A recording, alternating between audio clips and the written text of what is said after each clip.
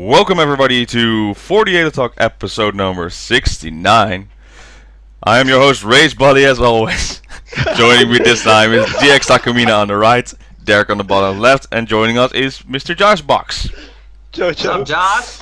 Hey everyone. Sorry about that intro voice. Yeah, that was interesting. Yeah. Let's keep it clean, right? Oh man, really. How you guys doing? A bit tired, but busy. Traveling, but good. Having fun. Different location. Yes, I'm visiting family in PA, Pennsylvania, so I'm not in my usual spot. It's nice and rainy here.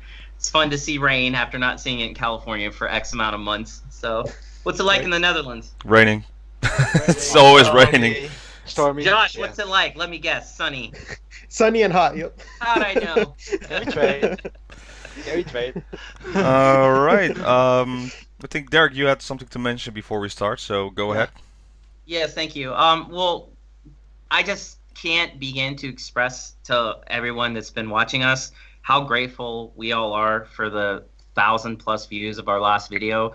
That was a total surprise. I mean, we're reaching Josh numbers, and I'm happy about that because we just, that's like a first for us, kind of, in a way. Like, it just blew us away. So thank you all.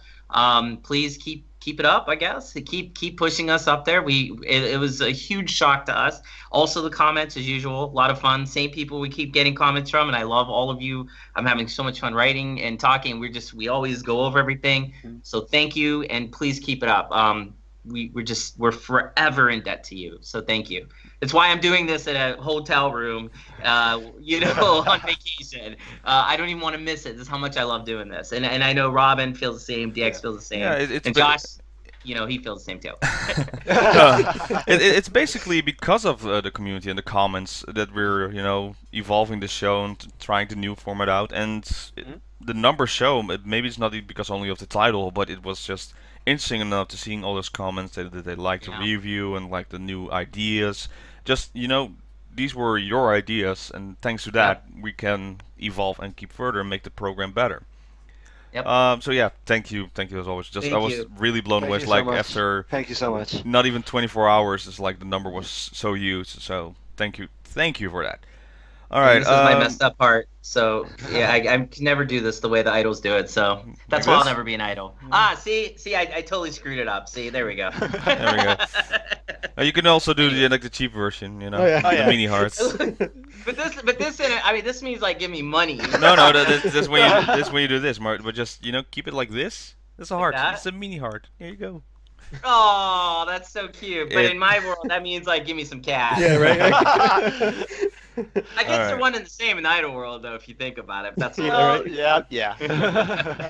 Pretty much. All right. Well, Josh, you're here again with us, and that means we're gonna have a lot to talk about of the 46 side, Sakamichi side. So what have we missed on the Sakamichi side? Because if the comments, if the comments tell us something, I think we missed something important. Yeah. Please. Well, let's go a little bit back and let's talk about Nogizaka with their recent single that was just released, their 19th single. Yeah. Itsuka dekiru kara kyo dekiru. Yeah. I think that's it. Yes. Yeah. Have you guys listened to it at all, or? Yeah, I actually listened to it a lot. For some reason in my mind, I thought we already talked about it on the show, but apparently we didn't, or we didn't do it enough in depth. But now you're here, so we can go further on it. Yeah, I think you guys talked about music videos, but not like some other songs or something like that. I think we talked about the Shirai Shimai and Akimoto Manatsu song. Yeah, we did talk about it, yeah. Okay, but you talked about that one. And the main song, but yeah. So the other songs, could you tell us more about that? Yeah. What we missed? Okay, well, let's start off with the single itself. What do you guys think about that one? I think it's definitely a movie tie-in song because it builds it up and it shows in the MV the clips of the movie, and it's basically just a giant commercial for the movie. And that's not a bad thing because they worked hard for this movie, and I really want to see it actually. The song itself, it compared to the previous songs, Influencer, and then I'm gonna say this wrong. Can I cheat? Do I cheat here? Go for Uh, it. Vegan Go music? for it. Yeah, that song. So they had like beautiful songs and style to that. It's still a Nogizaka song, but it Yep. Yeah. feels it doesn't pop too much out. I do like the costumes, and especially on Sakurai Reika, that's really caught my eye. Yeah. Mm. Oh, Wait, man. is this is the Thumper, right? The club song that I like. Yeah, it's the one right? that you That's like. kinda- Yeah, yeah, Yeah, That's one that you see, like. yeah, I was gonna say, Josh, this is my first song for Nogi that I can really get behind because it has a lot of like the NMB dance flair that I enjoy. It has like that build up and it has the 4 on the floor step pattern that I like. And plus the girls just look ridiculously beautiful. Oh, yeah. That's Of course. never Yeah. of course, but they look particularly exceptional in this with their costumes. I don't know. Overall, gotta be honest, it really made me like Nogi more than Yeah. I ever did before. That's good. That's good. Mhm.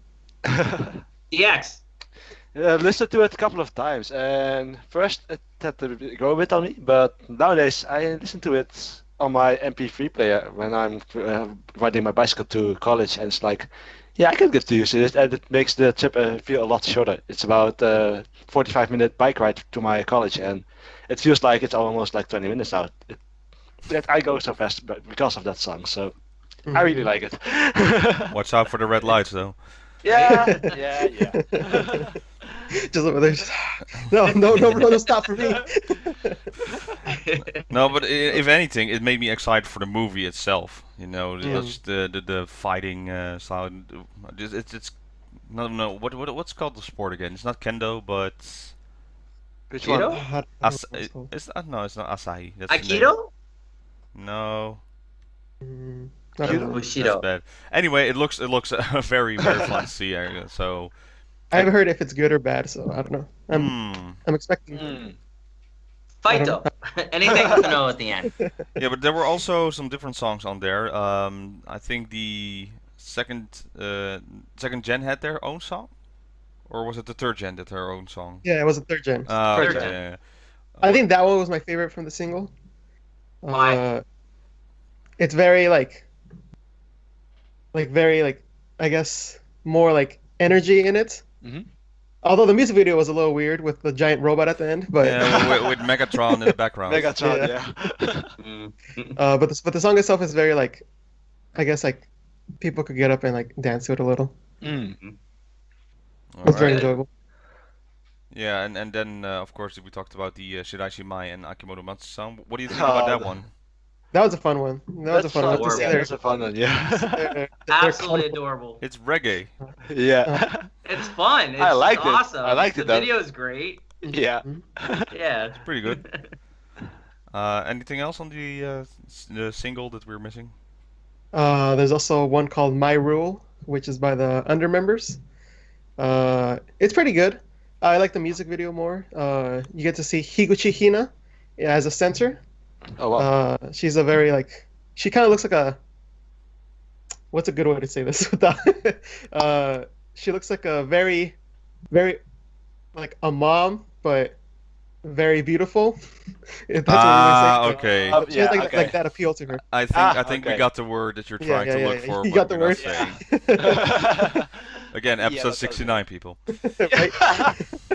Oh boy. Are we going there? Let's not. Yeah. I'm still, if there's a chance, I will get it.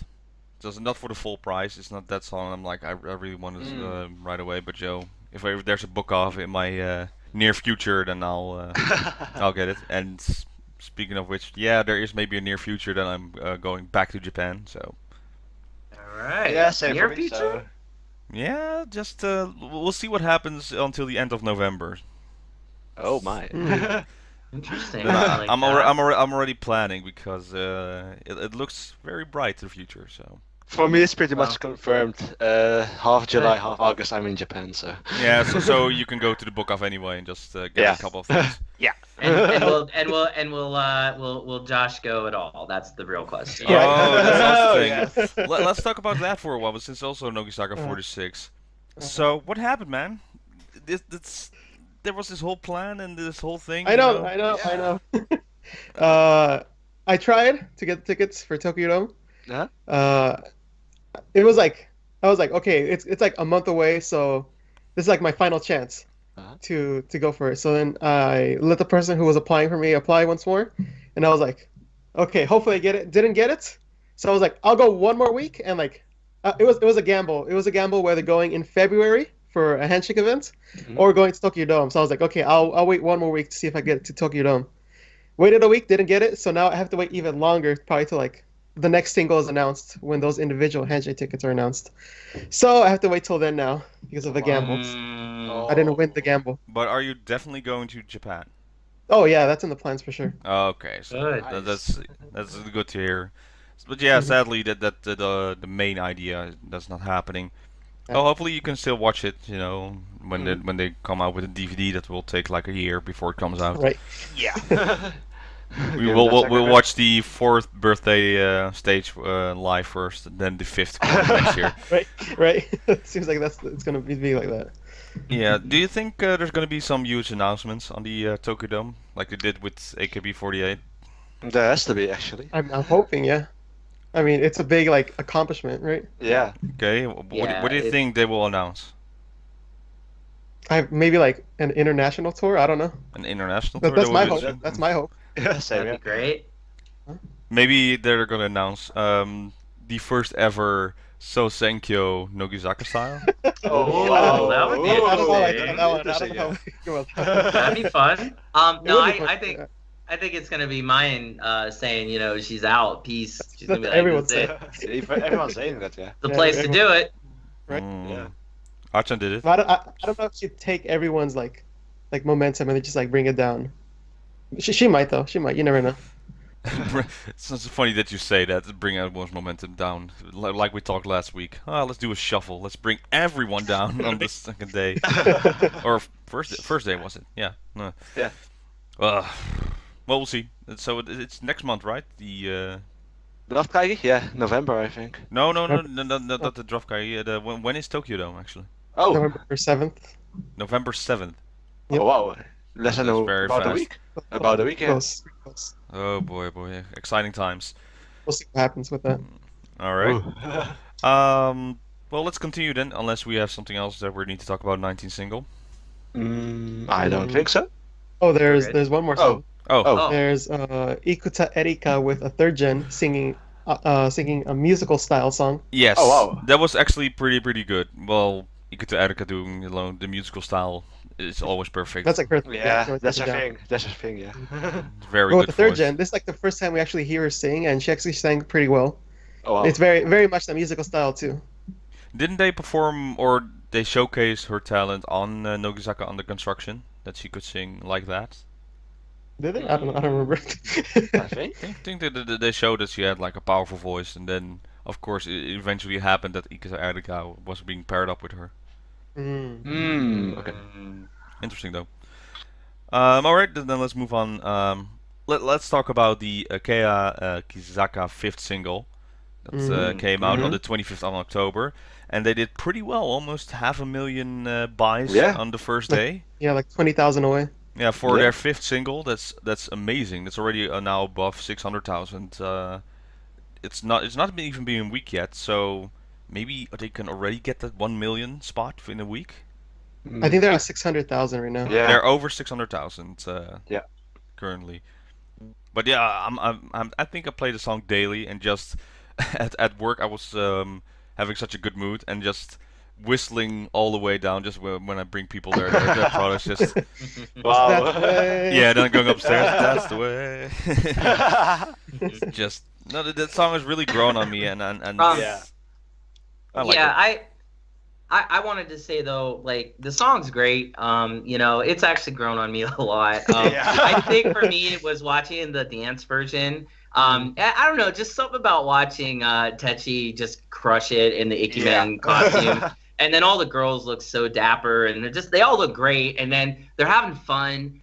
It's definitely the lighter side of Keya that maybe we do need that balance to showcase the darkness that they have. But here's the thing that really captures me about the song, and I was thinking, well, why do I like the song? Because normally this isn't my kind of song. I like dark songs. Dark songs are dance club songs.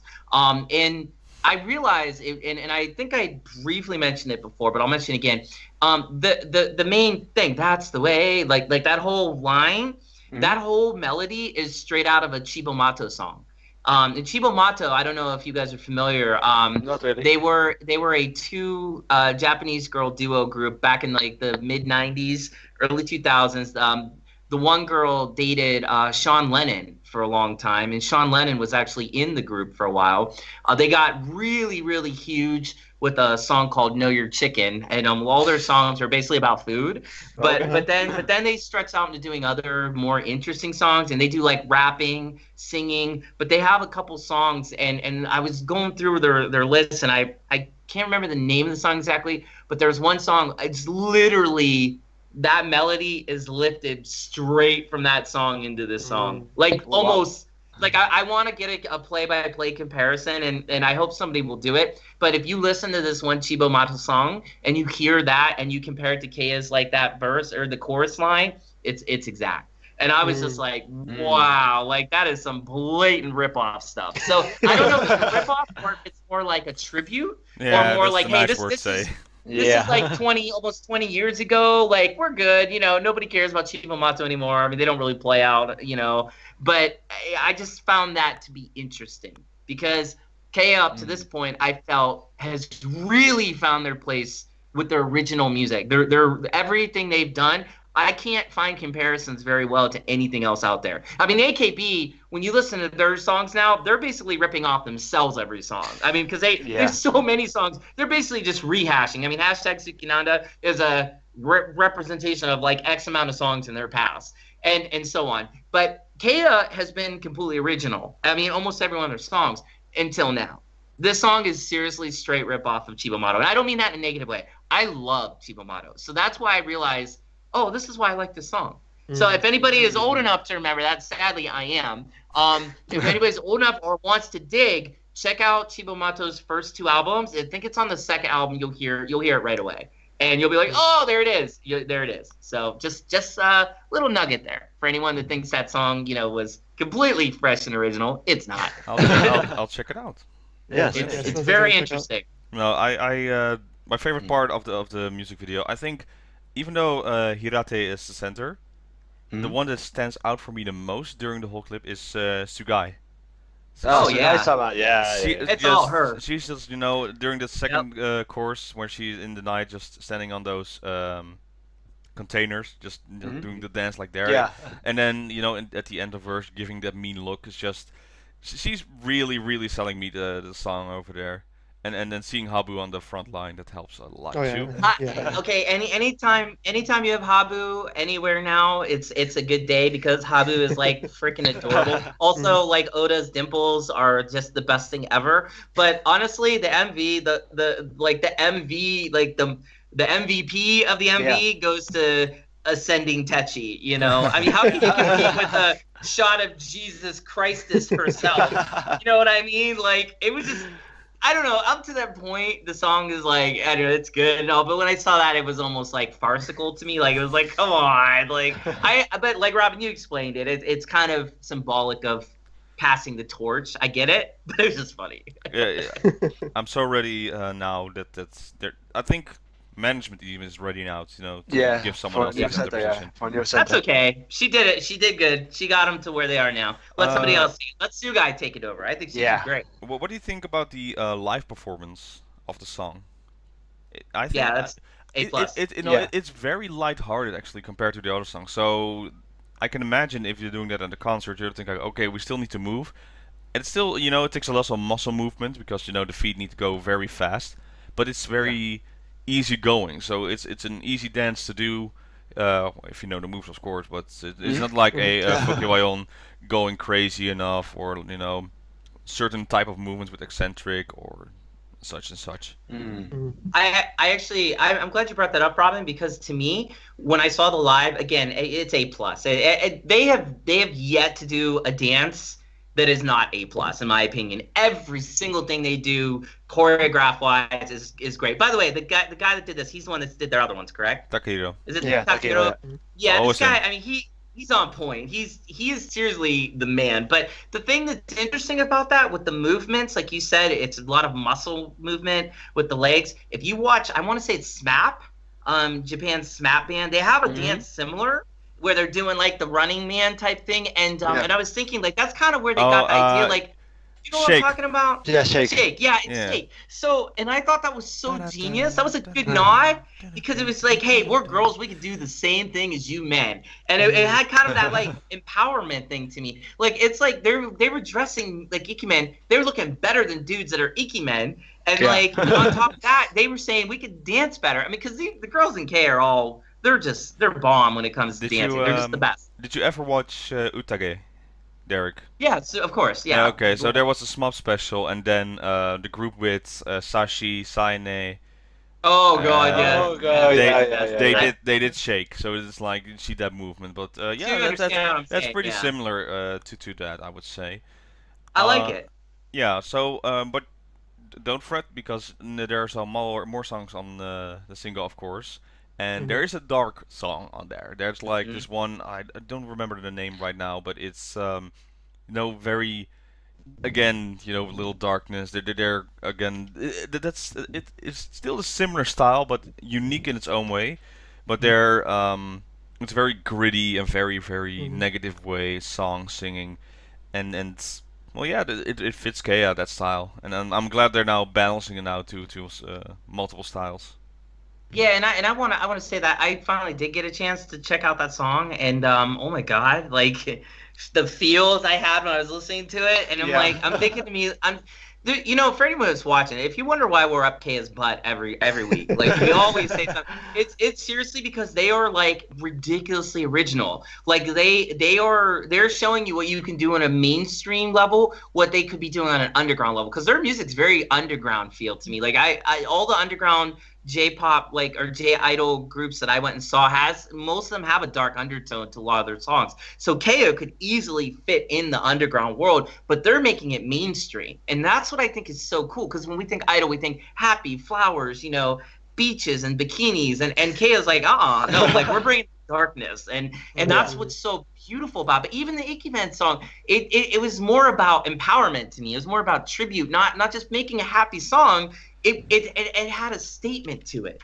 It was a send-off, if you will, almost to our cool Techi, the Overlord, and it's just cool. Like I don't know, like they can do no wrong at this point. They haven't faltered. Although there are more songs on that single, and the unit is called Mary, I think. Aozora to Mary? Yes. Aozora to Mary, yeah, and well, that's definitely what their goal is. So it's like it's Moriya Akane with Nagashima, I think is there, and Watanabe Risa and Watanabe Rika. And Rika. Yeah. Shida is Sugai's there too. Sugai's there? It's a 6 units. Yeah, because I remember she rode the horse on the music video. Oh yeah. No, but that's very very lighthearted. That's a totally opposite on that side. Oh yeah. And it's very fun to see, and I really like that song. It's just it was on the Keyaki 46 show. They did all the songs of their 5th single. There was another unit, and that's one with Habu and the member's name. They're like Suzumoto is in there, I think. I think I'm totally wrong. It's like, but that song was interesting. They're also in suits, but different kind of suits, and it's not the Keyaki 5th single suit style. Oh, Gonin Bayashi, that one. Yeah. Ishimori Nijika, Oda Nana, Saito Fujika, Saito Shirui, and Habu Mizuho. No, Suzumoto. Alright, wrong with that one. I like the units that they're in. They're evolving on that side, so it's always bigger. You don't have a little group. It's perfect for concerts, and then you're doing the main song, then you can quiet down. We'll get to that because I have something to say about those certain type of concerts. But the 5th single, yeah, it's interesting, and can't wait till I get it. Takes a while. Yeah, I mean, I still think it's their worst, in my opinion, out of all. But when I say worst, it's still like A. It's still grade A. It's just they've been so perfect for me and what I like. and then this is my least favorite. But at the same time, because I went back and listened to Chibomato, especially in their fifth single, I really am starting to like the song more. It's lighthearted, but it's not. I don't know, because there's still like a good message behind it. I'm curious, though, Josh, what Robin was talking about with some of these coupling songs and stuff. Did you have one that stood out for you that you liked? That was particular? Really, it was just the main single and the dark one that really stood out for me. Oh, yeah. I think in general, I mean, comparing it to Fukio one is like a whole nother level because like that has so many good songs in it. Fair, yeah. Yeah. And then this one has like 2, 3, but they're not like that level. So I feel like it might have been one of their weaker singles for sure. And the hiragana song that's in there? Let's not talk about that. Well, let's talk a little bit about it, because on this week's Keyaki Takakanai, they did something new. They did the AK Bingo style for the end of the show. So, before the show ended, they performed the hiragana song on Keyaki Takakanai. And then the show ended. So, I think this is a new idea, new format to showcase the singles. Did Nogizaka Under Construction ever did that? Yeah, they usually do it for their singles. Yeah. Oh no, like the full performance, or just like an undergirl song, or I think it's mostly just the main single that they do. Main single and usually a TV edit, I think. Yeah, but this was definitely the coupling song that was being performed. It was so weird that when they performed it, it felt so out of place. It's I don't know what to think about this song. It's yeah, it does feel out of place for sure. I listened to it and it's like, what is this? I'm trying. I can't find a certain style that fits with it. It's just words and the music doesn't fit together. It's very folky in that sense, where it's just like it's like you can sit around at a campfire and listen to that song, kind of vibe to it. But the music video, don't get me started on the music video, where my Oshi man was there for like 3 seconds the whole time, and I'm like, oh, why do I even watch this? Well, she is the main leader now from hiragana, I think, since Neru I think went that's the over general to kanji. consensus. Yeah, and now with the new second generation of hiragana filling up, they're now 21 to 21, so interesting how they look on that. But again, like Derek said, maybe it's not their best single, but it's still amazing, and I can't wait to add it to my collection. Yeah, and again, and I should stress this, that it's still incredible. It's not bad. I mean, even when I say they're ripping off Chibomato, you could rip off worse. I mean, Chibomato is eccentric, beautiful, A+ musicians all around. So if you are going to take something and pay homage to it or tribute, they've definitely picked the right people to do that with. And I just think overall, again, Keya still hasn't faltered. Yes, it's my least favorite, but that's not saying a lot. That's actually me like saying like it's my least favorite in the top 3 best movies of all time. Yeah. Still amazing. You know? So. Well then, just before we started recording for this show, something big happened on Newsite for once. For once, finally. They revealed the 50th single music video. The short version this time. They had a track record of doing the music video like the full version right away, but this is only the short version for like 1 minute and 18, and the Mayu graduation song. So, yeah. I still have problems with this song. It's bland. Yeah. Even with the word, just say whoa. I feel like I'm not excited, and I was hoping the music video would excite me. Instead, it was taking me on an acid trip. It's like, what the hell were they thinking? I was like, hey. You know, like invisible rainbow hula hoops. Yeah, and what am I even watching? I was like, what am I even watching? It's 1 minute and 18 seconds long, I think, and for the first like 50. Third part, it's Mayu only. And then they show up with Jurina and Sashi and Saine. And then a few other members, but I didn't see like the rest of the members, so I can't even just reveal because my favorite is not even there in the preview. Well, Mayu is cute, and that works. It's a good send off for her, but if the song, I don't know, it's like if I heard this song in a concert and they start with the whoa, whoa, whoa, if you combine this with Nege, and then with Oh god. Subasawa Irenai, I'll be like, No. I'm Bye. going Yeah. outside. Yeah. I'll be right back. Maybe an hour or Agreed. something. Toilet break or something, yeah. I don't Well, know. I don't know. In defense, and this isn't really a defense, but it's more like a trend. Mayu-centered songs tend to not be that great. Kokoro no Placard, in my Oh, opinion, was man. one of the worst I songs like ever. that one.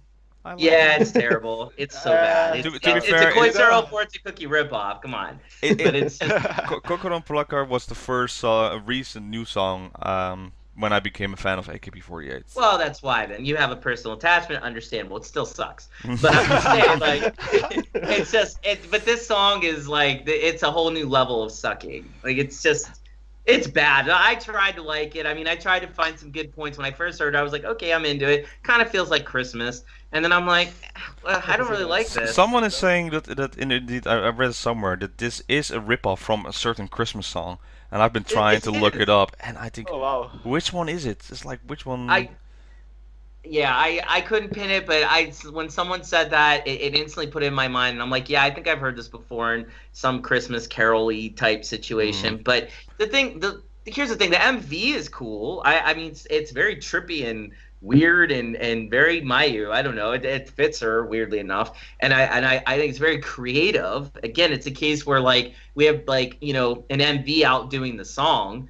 Hashtag Sukinanda comes to mind in that case, but I would think like it doesn't add up to the fact that once again AKB is striking out, I think, pretty hard with their inability to make a song that could even, for example, tie the shoes on the Ikimen's shoes of shoes that are Keya is wearing, or I'm trying to make some weird analogy there. Sorry, I'm just saying, you get my point, right? You're not home, so Yeah. that's why the segues don't work this much. My sakes are horrible today. No, lot of so then I watched, of course, the Halloween event where AKB was and performed 11-0 Anklet, I think, whatever the song title is. Yeah. Even then, yeah, outfit looks nice. It's emphasis on the legs a lot, just a lot of leg showing for some reason. Not that I'm complaining, but it's okay. And they're standing in a line, and it's just this whole trip is like, yeah, you're AKB, but where's the?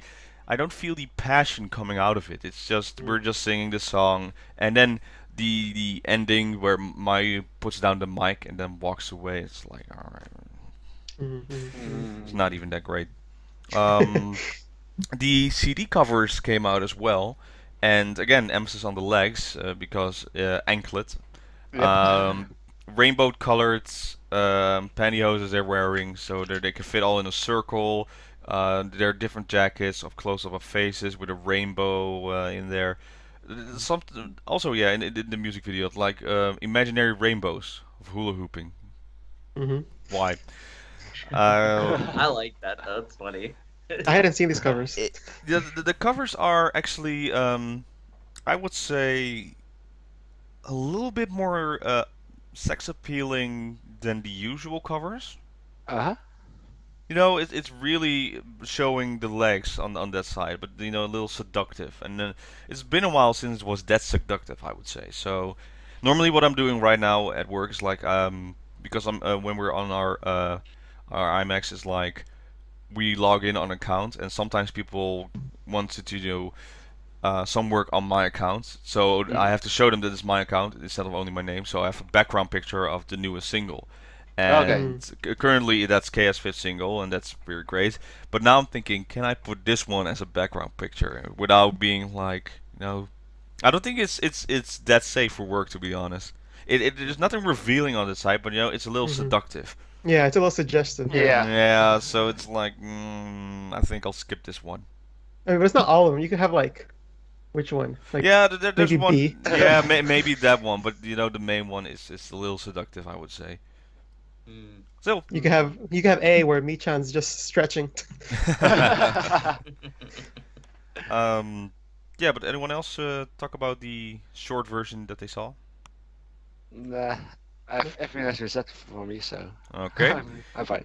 Then the graduation song that Mayu came out. Anyone knows the title out of their top of their head? Sayonara, curious, like, Owari, something, Owaru, something nai. Sayonara de Owaru Wake Janai. Oh, generic goodbye song. Yeah, then. pretty Okay. much. Yeah. To be honest, on Tuesday, if she's going to sing this song, I'll cry. It's a very teary song, and it's definitely a goodbye song.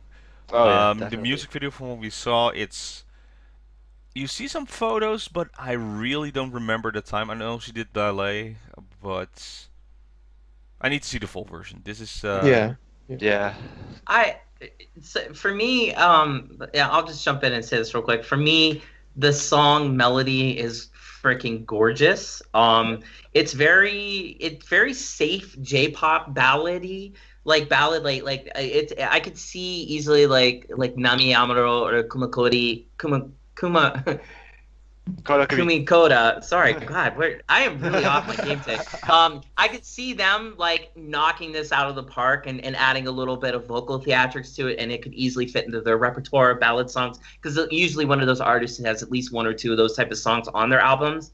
I'm a fan of both, so I get almost all their albums, and that's usually their prerequisite. Mayu singing something like this. It really surprised me, her vocal range there. I mean, she has clearly developed from the girl she used to be. I like that a lot about the song, that it showcases, the fact that if she decides to go solo, maybe, or does something on her own, she will do well. Unlike, let's say, Takamina.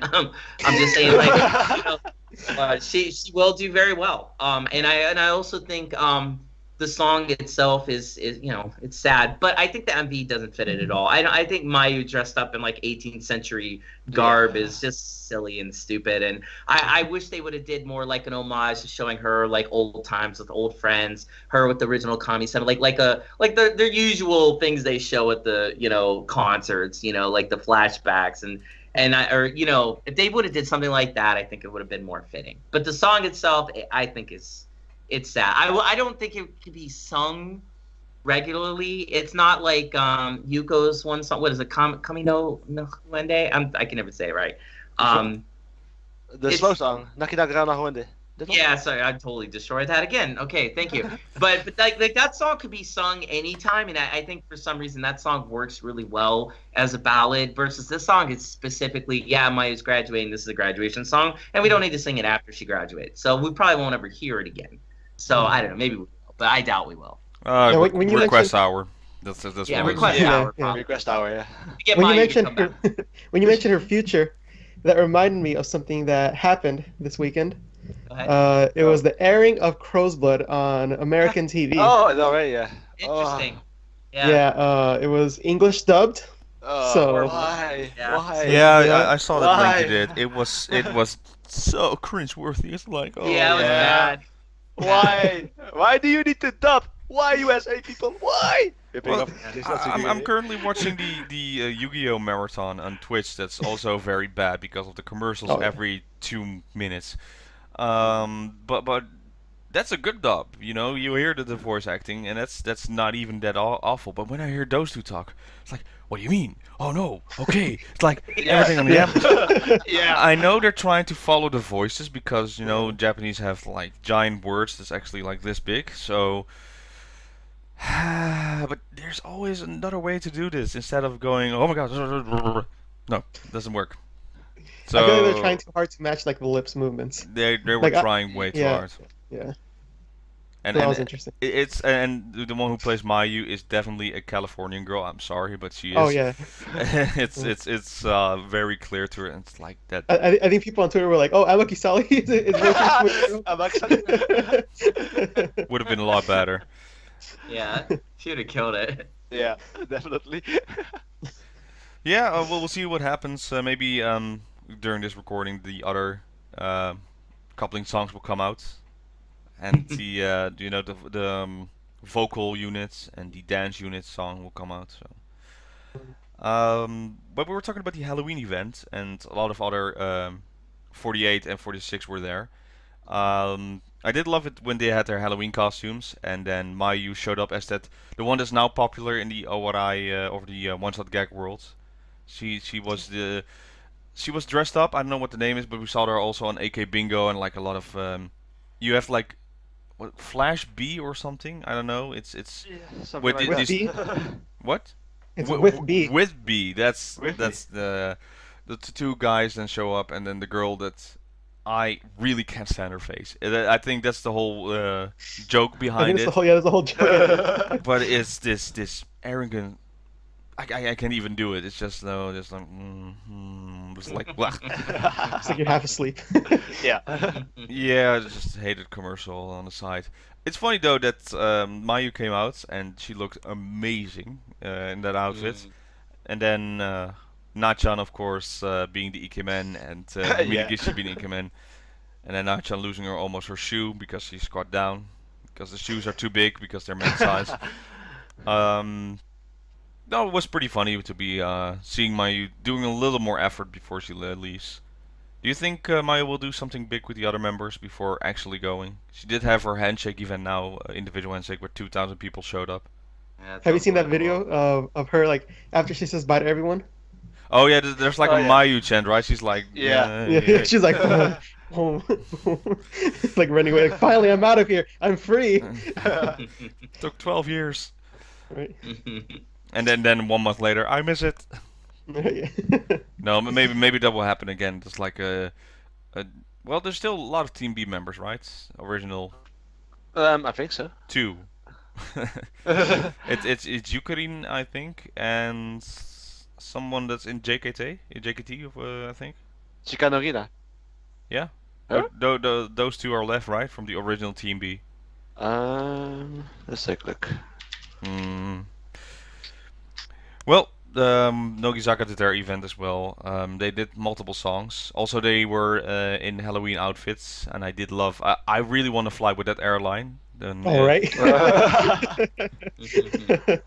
wouldn't want to fly? Your captain is Ikuta Erika, and then the 2 stewardess are Saka Erika and Shirai Shimai. Oh man. Where do I find this? I don't know if I'm happy with Ikuta Erika being a pilot though.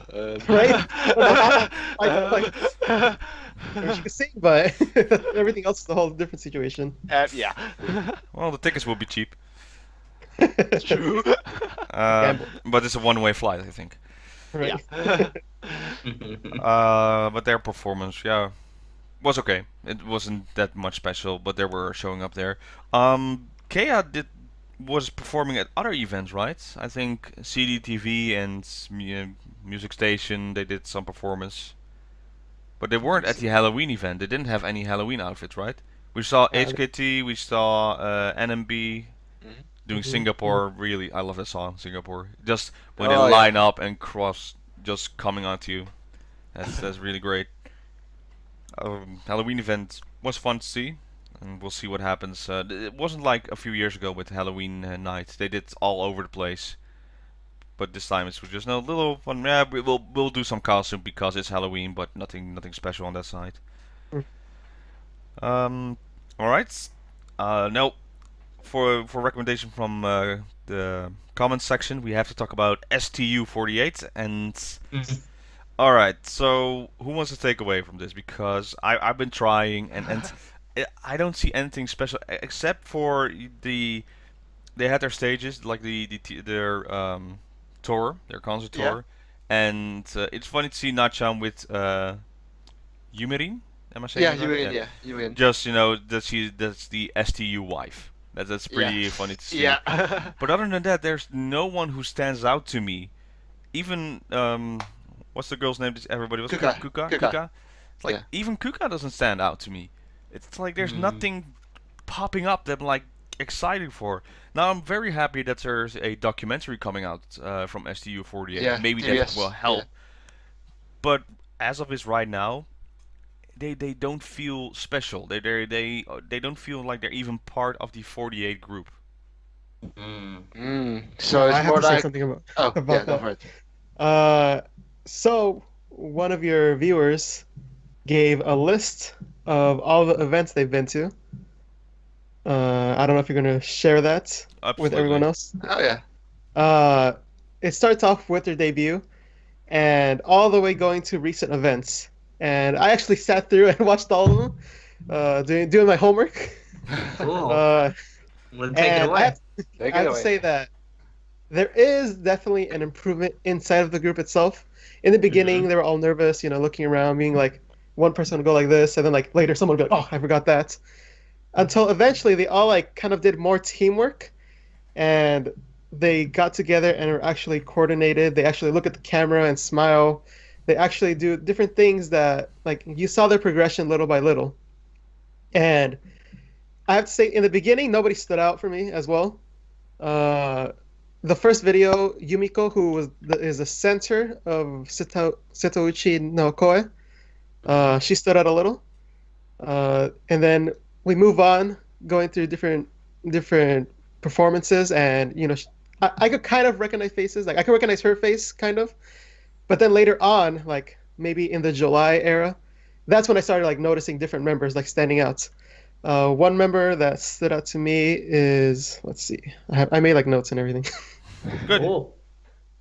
I should have done the same thing actually. Because the members who stuck out the most to me, other than Nachan, of course, and Sashi, it was Iwata Hina, who I think that's the young girl. She's like 14, but she's like super cute. Seems like she has a bright future ahead of her. We have Chuo Orie from China. She's the one that actually stood out the most to me. Oh, really? Super beautiful girl. Really stood out. Like the moment I saw her, I was like, "Who is that? Who is that?" Like trying to research who she was. So she stood out to me from there and like on to the end. And then we also have Takino Yumiko, which is like again, yeah. So, I mean, they stood out to me as like people who kind of like focus a little more on the camera and like dance a little, because when they're performing, you can actually tell who like knows how to dance and who's like barely learning. Like it's fairly obvious from the beginning, and like at the end, it's still kind of obvious. Well, do you see any of them already available for the 48 group in a single, or there's no room for them? Not yet, I think. Not yet. Yeah, not yet. I feel like they're getting there, but they still need to like improve a little bit. Yeah, Whether so that's it's camera or it's totally different compared to NGT48 when they started. You always had that right away feeling that Katamina was the one, let's put in her first, and then slowly developed. You had Mahardika, and then of course Oguri, not Oguri, Ogino Yuka. Ogino Yuka, yeah. And for me, of course, Mahon, that's that Steel's show, and you have those characters develop up. And right now, Yumiko is the one because she's in love with Nachan, and that's basically it. Yeah. And I do love it that she has those feelings, and she outs there because it's a character. She stands out and just being singing and dancing. You need something to stand out, and that's we had this discussion. I think I read some of the comments about. When I said about unknown members, they need to have something out there at that moment, and people say like, well, they should give a chance. I think they are given enough chances because, like you said, you see a performance, and at one moment that clicks. You remember them. You because this person did this or this, or this happened and this happened, and that's why you get more chances. So it's very rough on that side. Yeah, I feel like they haven't gotten a lot of opportunities to like really stand out in that way. Like all there is really like performances, and like you get to see them dance and sing with everyone else. And exactly. And they have their showrooms. But yeah, Derek, go ahead. Oh yeah, well, yeah. Josh, what do you think about Kuka Sakaki Miyo? Oh yeah, she was there. I started noticing her pretty late. She's not in a lot of stuff. During one performance during the Aeon Mall, she was dancing. The footage was a little blurry, but you can still like notice her. Yeah. She did stand out a little because she did dance a little sharper than everyone. Like especially they did like a body wave thing when they sang one of the AKB songs, and she really stood out in that moment. And even during the MC, she tries to stand out. Like during the MC, they're like talking, and then like they're like, "Oh, what do you think?" And she's like, "Hi, I'm blah blah. This is my name." And then just like going on with the thing. Exactly. So she like really like tries to put herself out there. So. Yeah, see, the problem at STU is a couple things, and the biggest thing by far is they don't have their own theater. They don't have their own homeland to call their own. Like NGT, Niigata was all over NGT. The minute it was announced, they were freaking out. they couldn't be more grateful and happy to have NGT there. And NGT did a great job promoting Niigata. So there was that. Setouchi, huh? It's like they just they go around in ports, and so far they haven't, you know, if you want to talk about standing out and they're dancing, basically what you're looking for maybe variations of movements, because most of the girls do the same exact dances. So unless you're eagle-eyed and you're seeing every performance, no one's going to really stand out unless they have specific things that make them stand out in the songs, which then, okay, by that sense, you may notice them more. It's got to be personality for most of us, especially foreign fans that like want to get behind a girl more. It's got to be personality. Unfortunately, because showrooms aren't subbed, if you don't know Japanese, guess what? You're not going to know these girls at all. I mean, they're just going to sit there and they're going to look cute. You might think, oh, this girl's cute.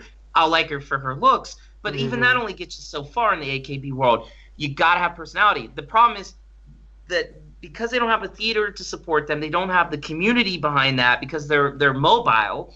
And I think that's also why Team 8 kind of took a while to get to where they are now. You know, because they didn't have that either. You know, it's that they don't have their own shows really to like give us a variety point to them. Like the one girl that was on STU, I think she was in the recent AK Bingo, and she was cracking all the jokes and stuff. That was her. Was that the girl from 16 Gen? I think it was 16 Gen actually. What's the one that was 13-year-old? The one that was basically like calling the fighting between Moe and Hinata. Yeah, Taguchi Manaka. 16 Manaka. She's from 16. Okay, see, that's what I'm saying. Like STU doesn't even have a girl there to represent them basically, and it's like that's a problem. And then on top of that, you're gonna give him Sashi and Nachan. Like, don't get me wrong, Nachan is awesome. But I don't know. Like I think Nathan is out of place there, in my opinion. And the more I think about it, the more I think she needs to get back to Team 4 and do Team 4 stuff. And she is AKB's face in the future. And then I think Sashi's never there. She's like the Yukirin of NGT. She's basically that for STU. And Sashi, like, she's too big of a presence. She's gonna outshine those girls all day long. Case in point, when I saw him at Tokyo Idol Festival, guess who did all the talking? Sashi and Nachan. Yeah. It was like the other girls. They were just there. They were backup, and I didn't like that. You know what I mean? They don't have personalities that I can get behind yet. Kuka's the only one, and the only reason why I even know anything about her is because she had a ton of YouTube videos, and she's funny, and like her personality comes across in her dancing, and she's always wanted to be an idol, and that's about it. That's enough. Give them a variety show. Give them 8 episodes where I can just get to know them. That worked wonders for me with Team 8, with Boom Boom. I learned so much about those girls just from that one show. Yes. That's all they need to do. And SU will catapult that, and then somebody needs to wake up and realize they don't need to be on a boat. Just give them, put them here. You know? The documentary is a good start, actually. You can bring someone out there. In our next segment, we'll talk about documentary, certainly, and someone will stand out because of it. But again... Oh, that's right. They got the documentary coming. That's right. But Nachan, she's my favorite. And I don't follow her that much on SCU48 because, you know, I have lots of sources, and of course, Okada Nana fans on Twitter post everything. Tiffany is like a lot that posts about Nachan. So if there's something good happening, then we'll see it. And then even with the SU stuff, it's very limited. And basically, it's always with Yumiko because, you know, they're a couple now, you know, to choose to show over there. But the funny thing is, you said, Nachan needs to focus on that. When SU had their first day of their tour, Nacha couldn't be there because there was a Team 4 performance in the theater. And she chose the Team 4 performance over that. And what does that say? That proves my point exactly. That's where her heart's at. It's more, and I think she already knows this, she would like to help them. She wants to be the captain to teach them. But she's already, I think her mindset is already, this is definitely a temporary thing. I'm going to guide you how to take care of yourself, but eventually I'll leave and then I'll be back in Team 4 and focus on that. That's her main focus. And even Sashi, even Sashi, what you said, it's like, Sashi is, I think, 90% of the time not there. Yeah. You could you could like notice the moments she's there. Like you could write it down. Oh, there she is finally. But here's the thing, Rob, and you're proving my point by what you're saying. But if you want the team to stand on their own, they gotta be out there. Like when NGT versus HKT, when they did that whole thing, oh my God, how much fun was that? How much did we know those girls from NGT in 2 seconds? Exactly. Mahon with all her clumsiness, Kappa with her weirdness, freak elvish thing. And Katamina being Katamina awesome. I mean, it's just crazy how much I got to know these girls just from those few episodes. Give these girls a chance. Give them their own way to stand. And again, it might be different from Japanese. If you're a Japanese fan and you can go and see STU and you're one of those mega fans that just has all the money in the world to go and watch them on the boat and you got all the inside scoop, then yeah, you're going to have more of a track inside to who is the real standout so far in SCU. But for all of us that don't have that privilege, I have no idea. I know more about 1610 than I know about SCU, and they're freaking Kenkyuseis. They're not even a team, so to speak, and they're more of a team than STU because STU's just been kind of sitting back waiting for their boat to be built, which still hasn't. And it's just crazy to me. It's 2 years now it's been. I'm also wondering because now it's typhoon season. And they're doing a Thor. That's not gonna work if you're on a boat and having a typhoon. You're all gonna drown. Right? Exactly. And we're gonna have our first AKB member who dies, and it's gonna be a whole bunch of them. I mean, come on. Knock on wood. Hopefully, it never happens. But... Check.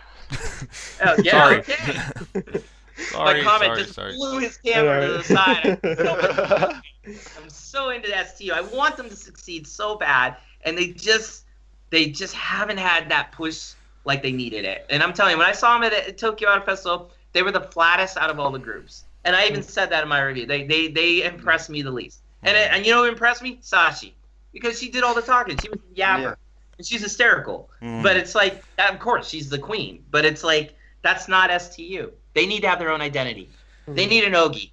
That's what they need. So, just for the community, for the commenters, for people who are watching, I if there's something interesting about STU, I will definitely look at it. I will definitely talk about it. But as of right now, it is. It's just not I'm there. sorry, it's nothing, and it's not like I don't like STU. It's like I really want them to succeed, and maybe there's something that you've seen as you like. Post in the comments, maybe preferably with a link or. Actually, Mario Live from our commenters has provided us with a link. Yes, actually. Thank you, Mario. Yeah, but every time there's something new that you're like, watch this, like from now on. Someone kind of like showroom highlights and like show us the best of STU or something. Maybe that would be cool. You know what? Yeah. Okay. Here's something. If you're really an STU fan, and I'll challenge our viewers, especially those that have been telling us get on STU's boat. No pun intended. Like I'm gonna tell you this right. I know I'm terrible today. Just forgive me. Still warm me up. Where are you? Here's the thing. Here I challenge you. Somebody out there who has ability to translate and do subs.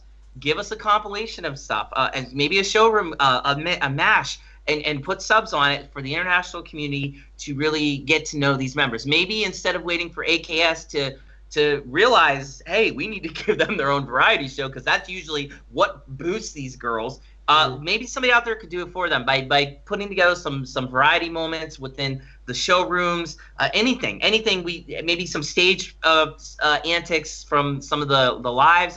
The few they've done, anything. Yeah, put it out like there. like a few like an hour ago, I watched a HKT stage with Meru doing some jokes on a member with like an electrical duck that she had to hold on, and the rubber band to the face part. You see, but that's pretty funny, and that stands out. And now I'll remember that member. This begin it. Yeah. I can't remember her name currently, but I'm gonna watch it again, so I'll remember it. Still, but I have the option now to watch it again. Yeah, there's so many things that we miss, especially not speaking Japanese. Like Kenneth on YouTube, the guy who uploads all the showrooms.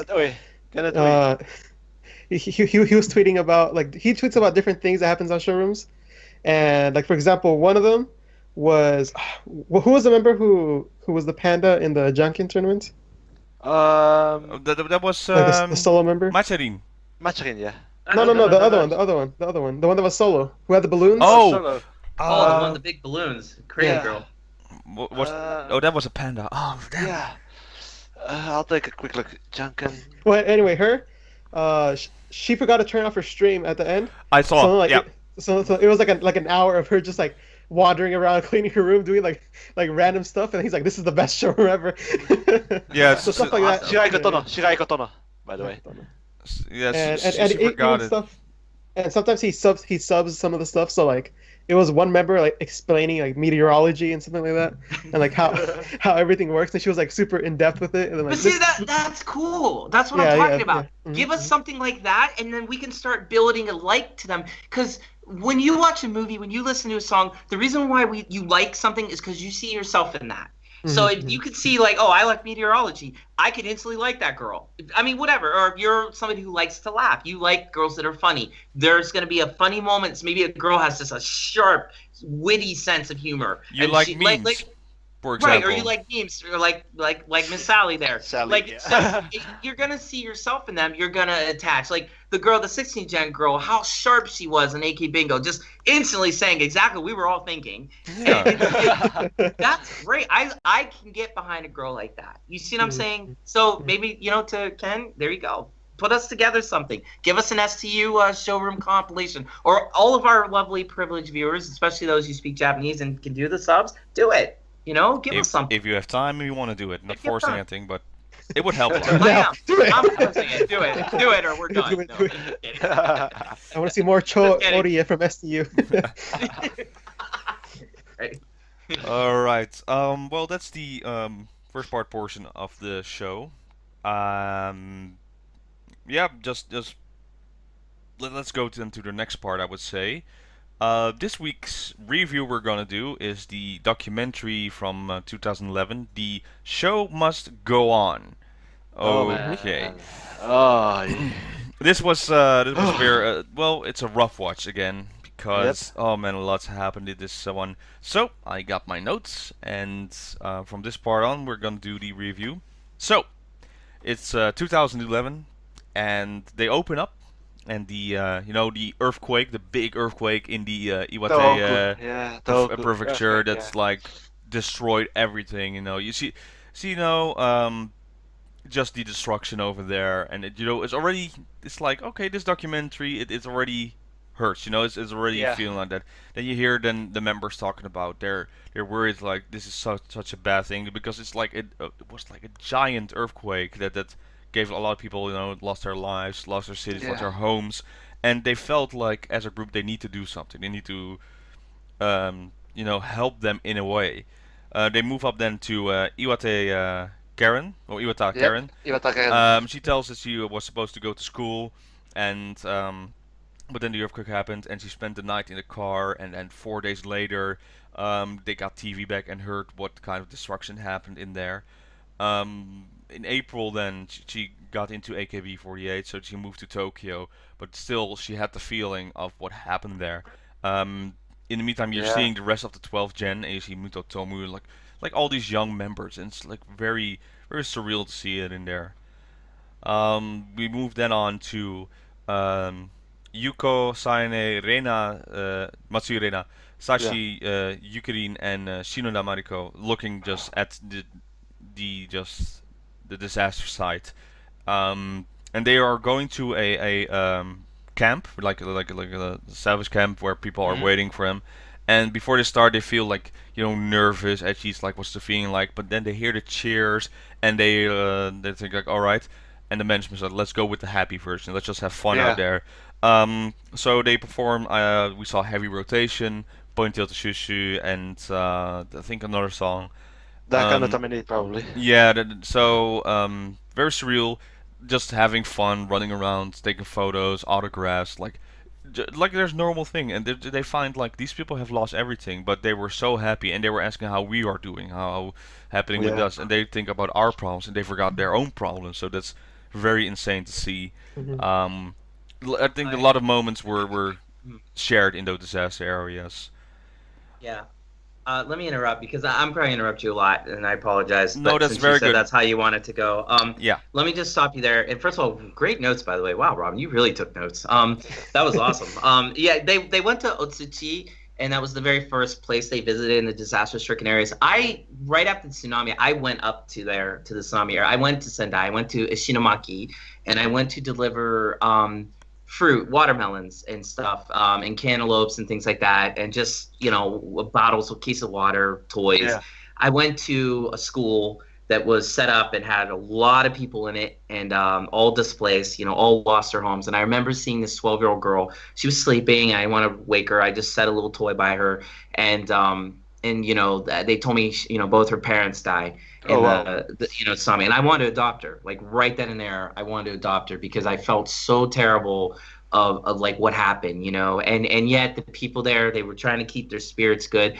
Then I saw this documentary right after I became a fan, basically, of AKB, and I like to use hyperbole a lot when I describe things, but I have to be honest, this is the greatest documentary I've ever seen in my life, ever, and I've seen a lot of documentaries. I think it's the greatest because it's the most heartfelt. I think in 7 minutes of this documentary, like the very first time I saw it, and even when I rewatched it today, like I'm in tears.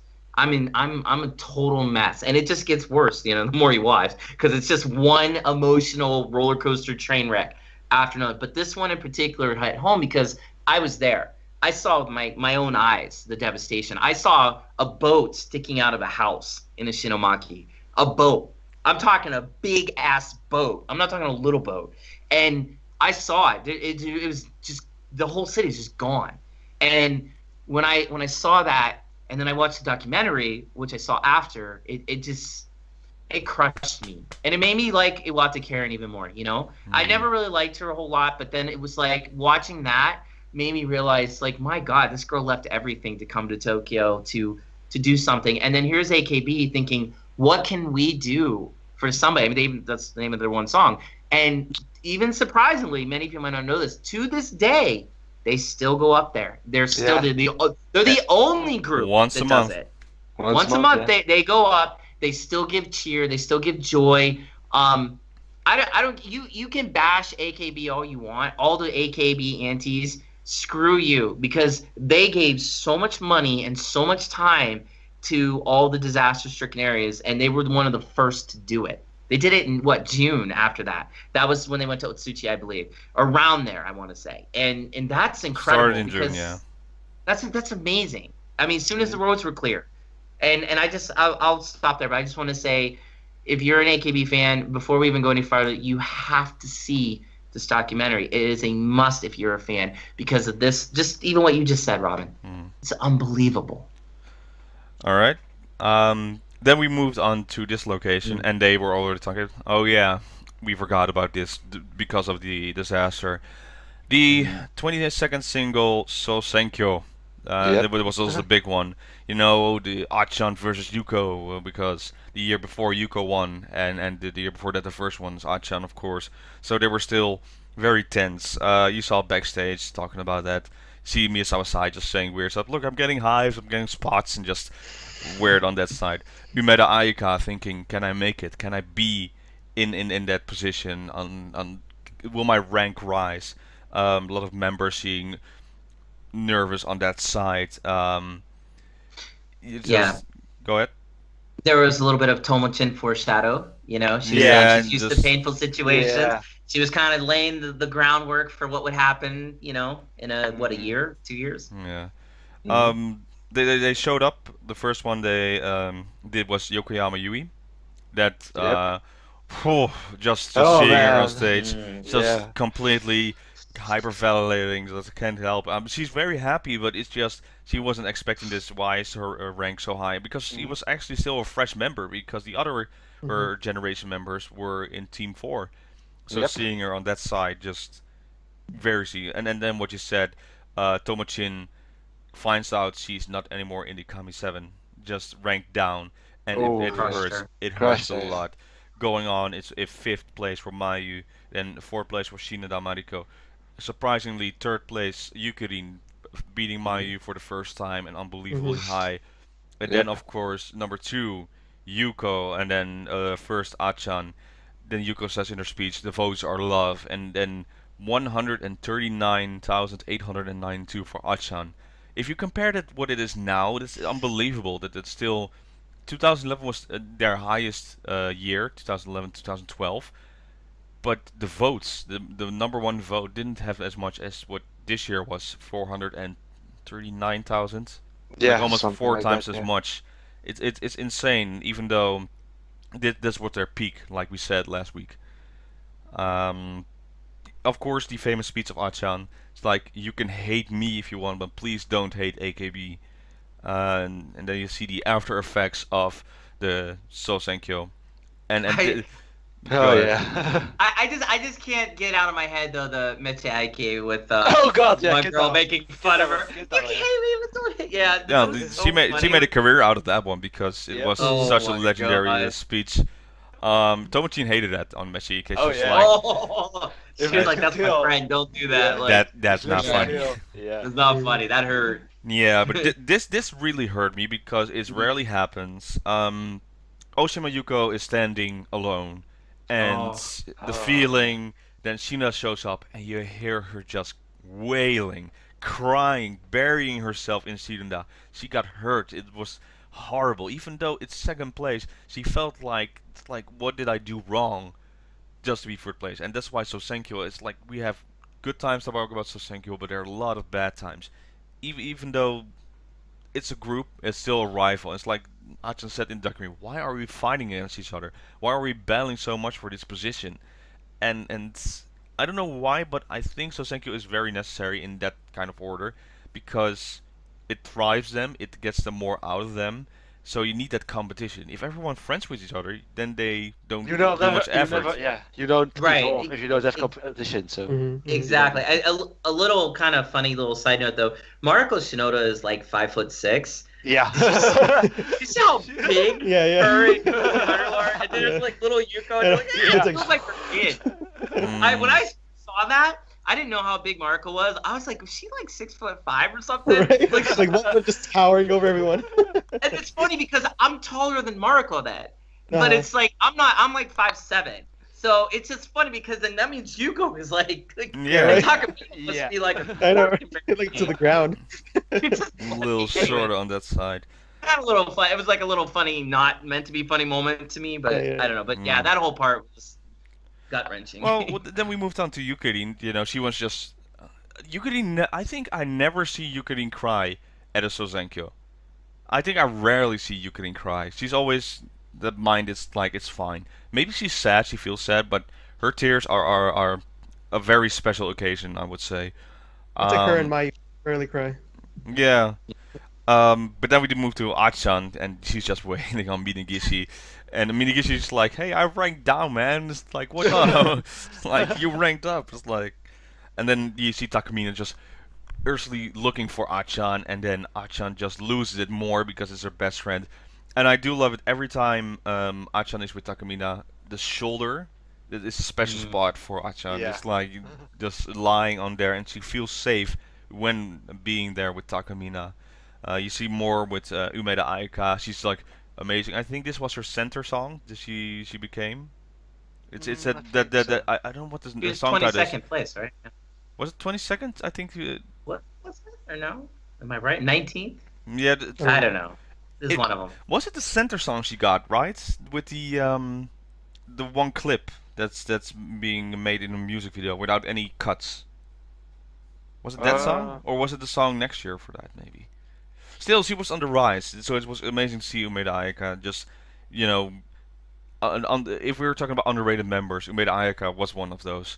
Very talented on side, on Diva side as well. Knew how to be a captain, performed there, then moved to NMB. You know, her history is amazing on the side. Then we see Achan and Yuko talk together, and Yuko cleared up. She got out of her system, then she's all smiles, and then talking about Achan. I don't deserve it, but no, you do. And it's funny. Achan and Yuko is like a biggest rivalry, but they're also best friends, and it's very weird to see that on stage. Did they talk about having a dream together? And I'm still waiting for that dream to come true. They want to Me be on too. stage together, you know, like have a theater performance that we're both having roles. I think they did. Did they do a movie once or a drama? The only thing I remember in their acting career is that um, Achan gave her an award, or Achan reserved an award for Yuko, or they were in the same category or something like that, I believe. It's possible they might have crossed paths already. I mean, they're both active as movie stars. Also, too, just really quick before you go any further, I just looked it up. Umeida, she was the Undergirl center. She was 22 on that one. So. Yeah, that was weird to me. So it's 22 and then center. So it was a weird Senbatsu on that weird year. Senbatsu, yeah. It was. You're right. Anyways, go ahead. This was funny for me too. The next up, we see 9th place Sashihara Rino, and she's like there and saying, "I don't know if I'm popular actually," and I'm like, "Oh boy." Just wait. Just wait. So then they move on to the Iwaka maybe filming of the MV. And their background characters with Sashi and VA, and they're making jokes. It's just like, oh no, I was an extra for this and an extra did that, and you can't believe they're talking like this. You're like, the members what they are now. In that year, there was like extra Sashi and extra really on that like, can we be an side? extra in this? No, you could be imaginary extra. Oh, okay, we're imaginary extras. Yeah, how funny. What was interesting though, and you can tell already that Sashi had like a lot of ideas to improve idol works. She was talking about a format change of making music videos, and she's like, "How about in the first course, I don't be in the first course. I'm not gonna be there. You focus on the main members, but in the second verse, you show the third row or maybe the fourth row." And that format, she suggested it, and people were like, "Okay, we'll look into it." That format has been applied later to if in recent songs you see they always now do the first row or the second row, they show them first in the first verse, and then they go to the second part, like we mentioned before with the newest single. The first minute I only see Mayu and the top members. I don't even see the rest of Senbatsu members, but you'll see them in the second verse, of course, in the full version. Yeah, I mean, that's because Sashi's smart about the idol world. She understands that she's in a gigantic group. So, but there's got to be some logic to showing these members, or what's the point of all this, So, you're right. She had the foresight to do it. That's probably why she's the queen, And she has been for a while. And while they're talking about their prominent roles in extra, you hear just Oshima Yuko coming on her bike, speeding up full on. It's just this crazy thing. This is interesting though. So you see Kitari and Sasha Rino, very good friends, but we're missing someone, and that was the third member of the group, is Oya Shizuka, and she didn't rank in, as usual. And even though she ranked in this year on 80, right? Or was it 81? She didn't rank, I think. She was so close, I think. She was close, but she didn't rank in. No, but it's see how she already was trying to find herself. She's like, I'm friends with these persons. I've been roommates together. What's wrong with me that I can't find them? If I know them so well and they are succeeding, why can I be that successful? And Shizuka is amazing, but there are certain members in AKB48 that have their prominent role of just being there. Shimada Haruka is one of them. You know who she is, you know what her role is, but you never see her on the top because she doesn't fit in there. She is a very good mentor, a very good guidance of how things work in AKB48, but you'll never see her on top, I would say. Good point. We then moved on to Takujo Aki, who had a injury, and just it is again a hardship and hurting her, really hurt herself. And Takujo Aki is a very strong woman on that side, and she was more hurt. She's thinking, I'm not gonna be on TV now. I'm not gonna be the center point. There's someone stepping in for me, and that's gonna be losing my position. So she was more hurt about that fact than actually her ankle that I think didn't know she broke it, or she definitely severely injured. She can't walk. But then her announcement came. She was on 12th place, and you could see her stumble. It's amazing that she was walking even, because I think she wasn't allowed to walk. But she's like, screw it. I just want to be on stage. I want to be here. I want to be well known. And Takujo Aki gaining rank, and then somewhere in the years, and she said it herself, she didn't feel fresh anymore, and her age was in the way. And Takujo Aki was a very good member. I really like her, and her YouTube show is now doing well, and of course her DJ stuff is doing good. Yep. Again, underrated I member. was, yeah, underrated member. Sorry, I was just gonna say that. I think Akicha like never found her total grace note that she was looking for. She never got past a certain point, and it's just, I think it's just the way of the land. It's just the way it went. I don't think it had entirely all that much to do with the fact she got injured. I do think it certainly that didn't help. She got passed over, but I think you know, in No Flower Without Rain documentary, you definitely see Akicha, you know, that the horrible, you know, devastation she felt when she ranked down and like she realized, yeah, my time's up. She knew, you know, it was just a matter of time before she announced graduation. And you know, even being part of what what was it, French Kiss? Yeah.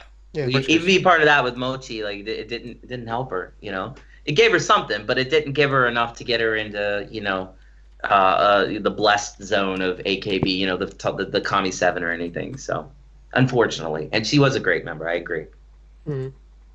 All right, then we moved on to a Team 4. Well, not Team 4 yet. It was a Kenkyusei stage. Yeah. And then, of course, Tokusaki-san came up and had an announcement. And yeah, he made Team 4.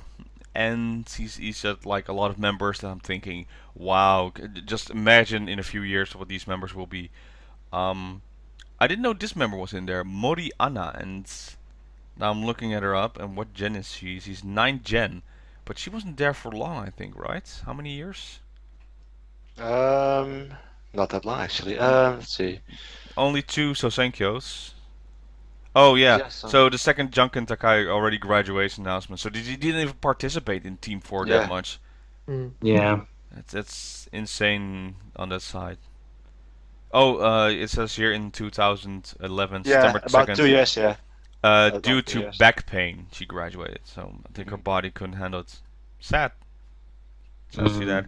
But you can already tell that Obamina was announced the captain, and that Shimada Haruka had that feeling. You already could feel that vibe of who's actually the captain of the group. Yeah. But more on that later, because in the meantime, it was June 11th, and they were going again to the disaster area in Iwate, Miyako this time, with Takamina, Mayu, Minagishi, and I think I forgot the other member's name, but they performed Everyday Katyusha, and a few other songs. And Minagishi Minami had a revelation at that moment.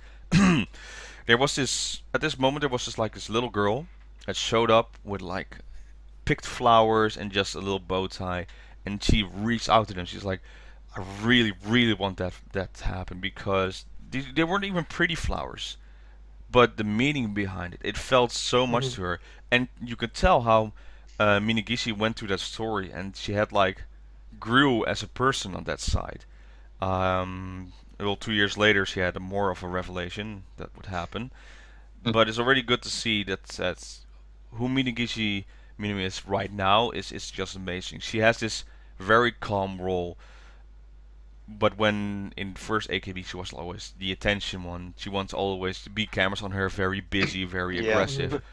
And you can see just, you know, that calm side to her, and I think that's worked out a lot better for her on that side. Yeah, I that part always gets me, because they start playing the music when she starts talking about the flowers, and you see her tearing up, and I'm just like, oh, I can't take this. Like, it's too much, because she was like, you know, why is she giving me flowers? Like, I'm just some performer. You guys lost your home, your family. It really was an eye opener. It was a good thing that Aki P made them go up and do all that, you know, and like said, you know, go see what it is to suffer, so you can be much more grateful of your life, you know, and also bring some joy to them. And those little girls were adorable. Yeah, it was cute, and I like the whole like montage thing that's after, which you're going to talk about. So exactly. That's with Achan had her solo concert performing for the disaster area with her song Flower. So it's, and then they announced once a month visit to disaster area. Then see like a lot of compilations of where they've gone, what they're meaning for the people, and I think it's great. It's like But what I'm very grateful for is that you don't have like hardcore fans. Maybe you don't see it, but hardcore fans going to that prefecture just to meet them. I think you're not even allowed to be on campsite. So it's like all exclusive for the people who've lost everything. You have like once a month a special meeting with AKB48, and that's nobody will take that ever from you. That's just amazing to see. And you always see like pictures now how the city is going to be built, what the idea is going to be like the buildings in a few years, and now it's been up and running again. I think in the Yeah. meantime, Most of it, yeah. they're still building, of course, the skyscrapers now, but it's amazing that that's what it was Yeah. then, and now it's becoming again. There were like 2 points in the montage where they were showing like the girls like interacting with the fans and everything. There's the part where like Michan has a kid over her shoulder and Mayu conchos him. Yeah. Just concho. and then out of nowhere some kid like launches a ball right at Mayu's head and like just clocks. And it's the funniest thing because I was like and then it's just cute how she reacted. She didn't drop the idol veneer, but actually I think she was just being herself, and it was cute because she reacted like very like cutesy, like much more kawaii than I thought. I thought maybe Maya would be like, "What are you doing?" But no, she was like real cute about it. And then there was another part where some kid is standing in front of Sashi, and she's like Sashi Hara, and he like holds his hands out like this, and it's the most adorable thing I've ever like. Again, it's another tearjerker moment for me because it's like joyful tears though. It's like. It's just like you said. It's so special what they did, and they healed the country, in their own little way. And for all the negative that AKB may be discussed about, you can't take that away. I always bring that up to the aunties, like, oh yeah, really? Well, what did you do to help the affected people of the tsunami? Oh, nothing, really? Well, my group, yeah, check out what they do, what they still do. Beat that. All right, then we moved on to the big part of the documentary. Oh boy. July 22nd, Seibu Dome. I think this was their first Dome concert. Yeah, and the first Dome, yeah. They said themselves this was the worst first day ever. Yeah. And man. they had no clue. They had no clue how to do dome shows. They didn't know where to go. They didn't know where to start. What songs? They were focused on doing the dances right. They didn't even know where to be performing actually. So it was like screwed up timing. I need to watch this concert again. Maybe in the future we'll do a review on this side. But compared to be there, you paid a lot of money to be there on this side. It's the first dome show. And then you have this performance where they show up late, miss timing, combinations that not going well, and it was horrible to be there. I think. You know what though, but I gotta be honest. I've seen it, like, cause I have the Seibu Dome concert. That first day, they must have professionally edited the crap out of it because you can't tell anything's wrong. There's one part I think when Takamina tries to announce their name and she screws it up. That's it. Like I didn't see anything. I didn't see anything. So, and I've watched it several times. So I give them a lot of respect for trying to be perfectionists. But they know themselves. They know what they did wrong, and I think that disorganized chaos that is very much on display in this segment of the documentary, which is my favorite part of the documentary. It's crazy to think all these girls, oh, where do we go? What do we do? You see Matsuredo like, no, it's over here. No, it's over here. They say, and Suzerain's like, no, it's over here. Come on, and it's just they had no idea, like you said. Welcome to the world of being in a multi-million-dollar idol group. For some reason, they can't invest in fans, large industry fans, and they can't invest in I don't know, stage performance practice. I guess. It's also weird. Yeah, they're all different papers up, and it's like this one says that one, but that one says that one over there. Yeah. This paper fell up and someone put it here. That's another mistake. Yeah. It's like just invest in something laminated for once. I think. How about run through it for a change? Just do it. I mean, Reina's face is the best though, because you just tell like Matsureina was getting pissed. She was like, "No, it's here. No, you're wrong." Yeah. She was like trying to put the hammer down, and she couldn't. Even she was like, when she's upset, there's a problem. I mean, it was just like, it was awesome. I loved it. Yeah. Then we show after the concert Ooh, I wouldn't want to be in that room. You have Oh, the yeah. big man showing up, The big man. Akimoto Sensei just showing up with a megaphone in hand, and He's he's like, "Well, this was the worst thing ever. Um, we were thinking about doing, concert tour, but I don't think, we're gonna go back to Akihabara. We're gonna stay there." It's like an insult. It's like, yeah, you guys are not ready, so I'm not gonna invest. I'm not gonna do it. It's like, whoa, and you see Takamina just go ahead. No, and then the mic drops. It's like he's like, fuck. He doesn't even say goodbye. He just walks the. He's like, Yeah. Like he is like that upset, and you see Takamina just close her eyes like, oh my god, like we screwed this up beyond screwed up. But I didn't see it, but they saw it, I guess. Yeah. yeah. One quote they said is, "I wanted us to be like steps going up gradually, but then this like made us go back one step." And I was like, It's like, and then then Takamina goes outside, and you see him just chilling with the staff, and like, just like, oh. Yeah, and then Takamina is like very disappointed, and he's trying to say, well, you did fine. It's like you're captain, and you can already tell there's a seed planted. It's like, oh, you want to do more for the group? Well, you can't do it as captain. Maybe we can think about a role that's coming up. Yep.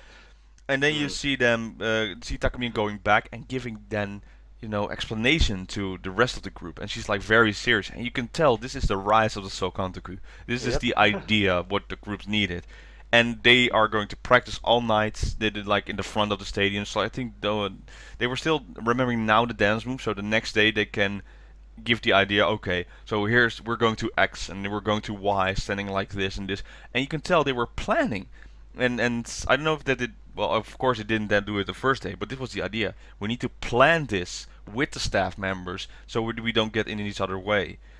Although, so the second day came up, Oh boy. and I don't know what the temperature was there, but it felt hot. It felt like the air was very thin and dying. And they are performing, and they are having it rough. And this is so scary. You see everybody sitting in the back. You see Achan sitting down with her hood up and it's quiet. And Takamina's like, "Hey, you alright?" And it immediately cuts up to her just having this huge panic attack, just going crazy and just can't breathe, can't die.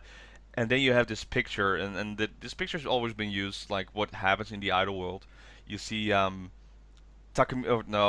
being carried out on a stretcher, and with no makeup, hair back, just completely. Her face is a little, white on that side, just like she's dead, she's gone, like just comatose, I would say, and that moment is just. But they go, they have to fill it in, so they immediately go to Machi Jurina, saying it's like, all right, she's immediately learning it. Yui is going over there, and then they're about to, start. They have their opens, and then Achan returns, and she's like determined, like, all right, enough of this. And she's like, yeah, I'll be fine. Let's do this. You can tell they learned. They're doing better. They're running around and stuff. But the biggest problem is now it's the heat.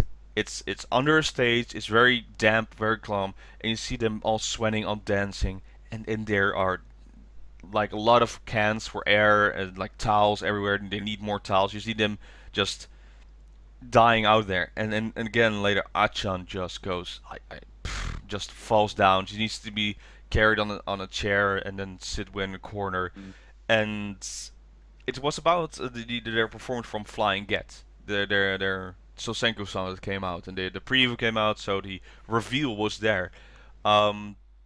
And they're thinking, oh, can you do it? Can you do it? It's like, oh, I just need help. And the crew over there, they fill them up with, they're changing her while she's sitting there like half unconscious. I'm like thinking, this is just insane. Just let her rest.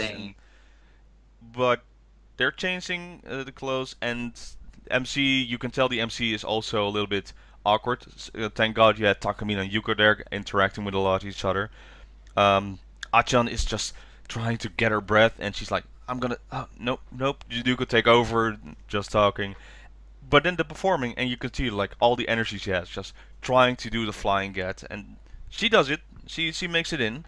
But then the encore comes up, and Yuko Oh. breaks, Takamina breaks, Yokoyama Yui breaks, Yukurin is just dying over there, and they're all just exhausted. And the encore up. Normally an encore takes 3 minutes, 9 minutes in, no one is ready. They're still, trying to get them up, and you see some of them revived. You see them. The funny thing is, you don't see Miyazawa Sai or Akimoto Saika or any of those top athletes. They're fine, but a lot of She's like, members. oh, I could do another one of these. Yeah, I think Yeah. Akimoto Saika said later. It's like, finally been waiting for this just to run around on stage. You want to say something, Derek? No, I'll wait because I have something to say, but go ahead and finish. Yeah, no. 25 minutes in the encore, so they're playing around on stage, and finally Yuko is on stage. It's like, what are you doing? That part where Yuko breaks down is she is lost. She's like, where do I need to go? And you can tell she's like having an heat stroke, just exhaustion, and she's like, I'm just gonna rest here, and then you just see her panic attack going She's up like, my there. vision's getting blurry and all that. Yeah, Takamina's like, I can't see anymore, and it's just they were pushing themselves so hard to the limit. I don't know where it went wrong, because maybe the day was hot or there wasn't proper air conditioning. Maybe in that time, I think nowadays it's a lot better compared to in 2011. But eventually, yeah, 25 minutes later, Yuko returns. They're gonna do the perform song. Then you hear like, Achan, you can stay here. You don't have to perform. It's like, no, I want to be out there. And she comes up, and Achan still does a song, and eventually the concert ends, and you see Takamina is like, oh, is she conscious? Yes, she's conscious, but she's exhausted. She's out. The concert's over. Everyone breaks down again. Takamina, just a good in breaks. You see them carried out there, and this concert is just insane. I think they've learned a lot after this concert, and how to do the format, and we never heard again about those exhaustions on that one day. But yeah, Derek, what do you want to say? Yeah, like a couple things. Like when Yuko was like losing her mind, and she started speaking. Did you notice? I think she switched to her dialect. She's from Tochigi, because she was saying stuff that I swear to God was not Tokyo dialect. Like it sounded like it was something else, and that always struck me because her mind resorted to what was safe for her. Now that means psychologically she was breaking down to the point where she should not have been there. First of all, legally in America, all AKS would have been prosecuted. Yeah. Okay, if that was my daughter, then they were like suggestively saying you didn't have to go, but go ahead and go. And they were pushing the girls out. I don't know if you caught that. They were literally pushing them out. I'd have been the dad back there that would have beat some people up and would have went to jail that night. But here's the thing. These girls wanted it that bad. And I think a lot of it was some histrionics. I think some of the girls saw other girls breaking down, so they wanted the attention. They broke down. It was like a doppelganger effect. Like it's kind of like you see that and like you're like, oh my God, am I okay? And so on and so on. My favorite part, well, two things was one was like Matsu Reina again, Mama Reina, like when I think it was Kasai Tomi or Yuihan. It was I think Kasai Tomi. It's Kasai. She's like, Tao, somebody get her a towel, and she's like pointing down. I was like, go Mama Reina, like she's just the coolest girl, and she's so cute. You notice Reina is she's drenched. She sweats a lot. She's drenched, and she is worried about somebody else. Love Reina for that. Again, that's why Reina was who she is. But two, this part when Yuko says it was war, like she used those words. It was war backstage. It was total nonsense. I thought, and then Karen later augments that by saying, it was like the brakes were taken off, like the brakes just stopped working or whatever. Or maybe it was Takamina. It was one of them that said it. I cried literally from the moment that segment starts to the very end. I'm a mess because like I feel so desperate for these girls. Like I literally, when I first watched, I thought one of them was gonna die or like be hospitalized. Like because I didn't know, and I thought, oh my God, did one of these girls like actually get hospitalized? And like seeing Achan, just again, this is why she is the ace. She is the best. I mean, she literally risked her life to do this, and they all did, but she especially, she had hyperventilation. You could die from that. Medically, from a medical standpoint, she could have died that night.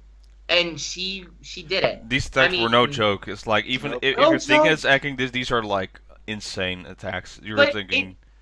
I think they learned from that. I think it's never been that bad since. Like, I bet you they really sat that down and evaluated and said, hey, next time let's get industrial fans. Or, I don't know, let's figure out some air conditioning situation or have a cool-down tent. They didn't have any of that because, again, this was all brand new to them. But I just love the ferocity of these girls. If you really want to be an idol, you'll risk even your life for this.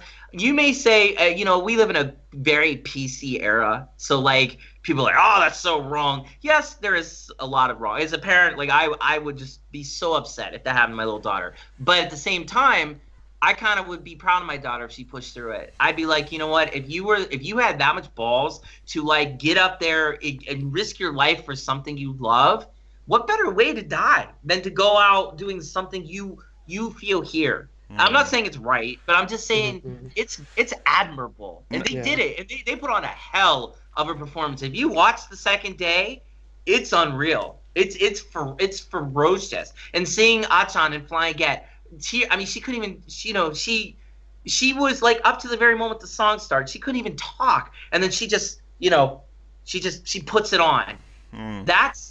That's professionalism, right? Literally, we're seeing the girls go from amateurs to professionals right there. Amazing. A+. I mean, this whole segment, they could have ended it right there, and it'd have been okay. But I just, every time I see it, my heart breaks. This is why, if you're an AKB fan, you got to see what these girls did to make AKB what it is today. Literally. The biggest difference with nowadays is the group is a lot larger, and the format is nowadays such as you start out with the group, so it's easy to start up, and then you have a lot of MC talking that gives a lot of time to go to the next segment, and then it's individual members, and like a lot of members don't have to perform that much, only in group segments. But even if you're in group segments, you don't have that visual aid to just be there, so you don't have to do much performance, so it's a lot easier on the mind. What I gotta say though, because of that concert, I think that's why you have Takamina at a graduation concert performing with every song. She's like, I can go, just let me do everything. Crazy. Even Coach Haru was like, let me do everything. It's nice. It's just we got this. The worst day of a concert was at the Seibu Dome. Seibu Dome. And then since then it's like, we got this. New members, I don't think they can. That's why the format is like this. But the original members, they can. They've learned so much from that one event that they're now just super athletes at that side. It's, you know what, the thing is the thing that I love the most about this is it shows why the golden era is the golden era, because they had to sacrifice. None of the AKB members in this day and age will ever have to go through that again, because this AKB was built on literally on the sweat and tears of the Kami 7, the original Kami 7, of all the members surrounding them at that moment. This group that hadn't even won anything yet, really, and was still trying to prove themselves to Japan. And look what they had to go through to do it. I mean, it's war. It was war. It was the first battle AKB really had to fight. It was the first big conflict, and they won it. And that's the most beautiful thing. Now the AKB members live in the land that AKB of yesteryear conquered, and that's a huge difference. Yeah. So. Anything from DX or Josh before we move on to the next segment? Please, yes.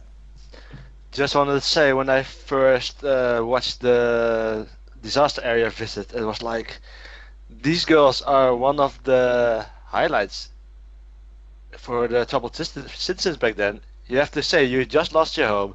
You're busy just trying to get your life back in order after such a disaster, and then you have some sort of enjoyment in these girls visiting. So that must be one of the mind. It must have been a real ease of mind for the people of Sendai and such an area. So it's more like, it felt so unreal when I watched the documentary for the first time. It's like, geez, I remember this. Wow.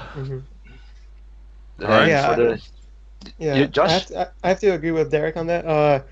With them bringing up AKB as a name, and now it's kind of like set up, so they just have to stay there and maintain the train going. Meanwhile, the others had to go through the hardships and like learn everything and learn from experience. So I mean, now it's mostly about maintaining and not making it down, making it go Yeah. down. So it's like everything's set up. They just need to like keep the train going, as I said. Yeah. Derek has to get his power adapter before the laptop on location goes down. When he comes back, we'll keep the performance. They moved on to this next segment, and that's the. Oh, he's already back. Look, he's very fast. Then we move on to the Team 4 performance with Obamina as captain, and you see that actually Mahardika is the real captain over there. Obamina has their different style, and she was very, friendly and not even a leader type, and Shimada was definitely that leader type. As a special, they were in Kagoshima, so Yukirin showed up and the crowd was going crazy. It's like, Yukirin! But they also agreed that Team 4 was special, and the powerhouse in that group that came to be, that's already amazing. But then the unthinkable happened. It's scandal time for Obamina. Oh, yeah. And she asked for suspension, and that she asked that her captain was removed because I believe her story was that before she joined AKB48, she had a boyfriend or a relationship on that side. So it's all like, oh, you can't even have a past life if you go into AKB. It's like blah blah blah blah. Even nowadays, like, I don't care. Right? So then Team 4 was like, oh, what do we do now? And then Shimada Haruka was appointed, the new captain. In the meantime, they showed a little bit of lighthearted news in the documentary. That was good to see. What AKB was actually doing around the Asia area. So you see Takamina going Taiwan, just insane. Ojima Yuka in Hong Kong. Mayu in Taiwan again. Then you had Rie, Sai, and Yui going in Shanghai, and they were having fun with the bodyguards. Like Miyasa was like, "Oh, look, it just suits him with a tie," and the guy was like, "Trying to do my work." Oh, Derek, Dabe, you don't have sound. Oh. Sorry about that. Yeah, no, I was I power recorded. I muted so you guys don't have to hear. No, I was gonna say it was nice comic relief after the heaviness of Seibu. Very fun. Yeah, it's like even when they left, it's like, oh, does this mean we're gonna leave the bodyguards? And then the idea is like, Yeah. I want a bodyguard. Don't you mean you want a boyfriend? No. Bodyguards. Like, yeah. So that was a little bit fun. We went to the second Janken Taikai. This is how you do a Janken. Not like what happened this year. This year, this was non-existent. It showed very big, the essence on that, what it could do for someone. And they only showed, the Mariko battle. So it was Oya versus Mariko, Minami, Mariko, and Fuji Arena in the finals versus Mariko. And just seeing Happy being the center, we got a very good song out of it. But it's enlightening that the Janken Taikai is for them the opposite of Sousenkyo. This one is fun, and you can have a chance to be number one. Just show hard work and then show up. It was funny that Minami said like, third place is important. Why doesn't it get showcased? Why am I in the back with no one here? It's like, all right, just still. You could tell that the documentary now is losing a loose head. You had the main subject of the documentary, and now they're just tying up a little bit of the stories. So we went again to a disaster area. This time it was with Iwata Karen, with Shinda Mariko, Maeda Atsuko, and Misawa Sai. And this was the location where Iwata Karen was raised up, I believe, or where she came from originally. And the biggest thing I would say from the story is the pine tree story. That they had like all these pine trees that were since the Edo time period were there, and there was only one of them still standing. And nowadays there's like another new forest with pine trees. But the idea that always lost, but you can always rebuild. There was one still standing, and then you have like the story that Iwata Karen told to the people. It's like, I raised up here, and thanks to you, just feeling like this, and it was very very heartwarming to see what mindset Iwata Karen got from all this. I would say sadly her story in AKB isn't that long. She tried hard work, but it didn't feel. She could have done more, I think. The weird part about Iwata Karen is when you see her in this documentary, she's very much has the Kenkisei mindset. She's very deferring to her senpai and in her place and reserved. And then the Iwata Karen we came to know in AK Bingo was a big mouth, like just said what she wanted to say, was funny, like total variety girl. Funny as all HE double hockey sticks, just totally great. And I really, it was like a world of difference. Like she really blossomed in AKB. And it's just interesting to make that comparison of the Iwata Karen of this documentary versus the one that graduated AKB. She's doing fine now. I think she's very short hair, doing models, model segments, and I think she's still acting. I believe most of these theater shows. We go then back to Team 4, where Obamina is coming back, and basically the same reactions the members had listening to Obamina's story. I was like, blah blah blah blah blah. Welcome back. Let's work again together. Right. Like I don't care what your history is. I don't care what the tabloids say. Come in the group. Let's have fun. We then had the letter that Iwata Karen made for all the disaster areas and just her experience, and basically that was the send off to the ending. What then the future for AKB48 was. Of course, their Japan Record Awards, that was very amazing to them. They didn't want any more of those, right? Just that one. They won 2? No, they won again. They won 2. But I want to say they won the next year. I want to say, but then they haven't won since. Yeah, in the recent years, it's always been a different group. I'm still. What happened last year to them? Did they even participate? I can't even remember. They did. I want to say they won something, but it wasn't the big award. No, it wasn't Japan Record Awards. Yeah, it wasn't. I forget, but yeah, they when they won that though, winning for Flying Get was so huge for them, and seeing their reaction, that was all genuine. I really do think they didn't think they were gonna win because they had some pretty stiff competition, and I think overall it's absolutely incredible what they did. And considering again, it was the banner year for them. They started doing the Dome stuff. They showcased to Japan that they care about Japan and what they did with their relief efforts. And then on top of that, they win this record. It felt like a really good way to cap what could have been a terrible year, And they just I don't know. I'm really proud. Like this again. This is where they came into their own, and this is where they did what they did. And where they really blossomed as a group more than anything else. When they won, it was the 53rd Japan Record Award. They won. It was a Grand Prix. Yeah, they won that. It's just I don't know. You have to give it up to them for doing everything that they did. It was really incredible. And again, I mean, the letter that Iwata Karen read, it kind of sums up, in a lot of ways about what it means, I guess, to give up everything to be an idol. And she gave up a lot more than most. And they ended off, of course, the end of the year with Kohaku Utagasen, that they are performing yearly, of course. This time with a giant group because they won the award. And then, of course, we know what's going to happen in the future, so it's not ending all the drama that's coming up. But again, this documentary showed the actual hardships that AKB is going throughout the year. Just insane on that level. Mm-hmm. Yeah, so yeah, and just to back up, because I just looked up. Yeah, they won for Manatsu no Sounds Good. They won the Grand Prix. They got nominated for the Grand Prix for Koi Zero Fortune Cookie, and I want to say they won the Gold Award, not the Grand Prix. And and then they won Artist of the Year in 2014, but that's it. They got nominated for Bokutachi wa Takawanai for Grand Prix for 2015, and that's pretty Scandal. Much it. Scandal. Yeah, because they should have won actually that one. But there was 35 million yen bribe with Exile, so Exile got that award, and then like a year later they were like, we're gonna revoke the award from Exile. It's like, are you gonna award to AKB then? No, like no one gets it this year. Like what? Like Bokutachi wa is still that I would say the best song of that year.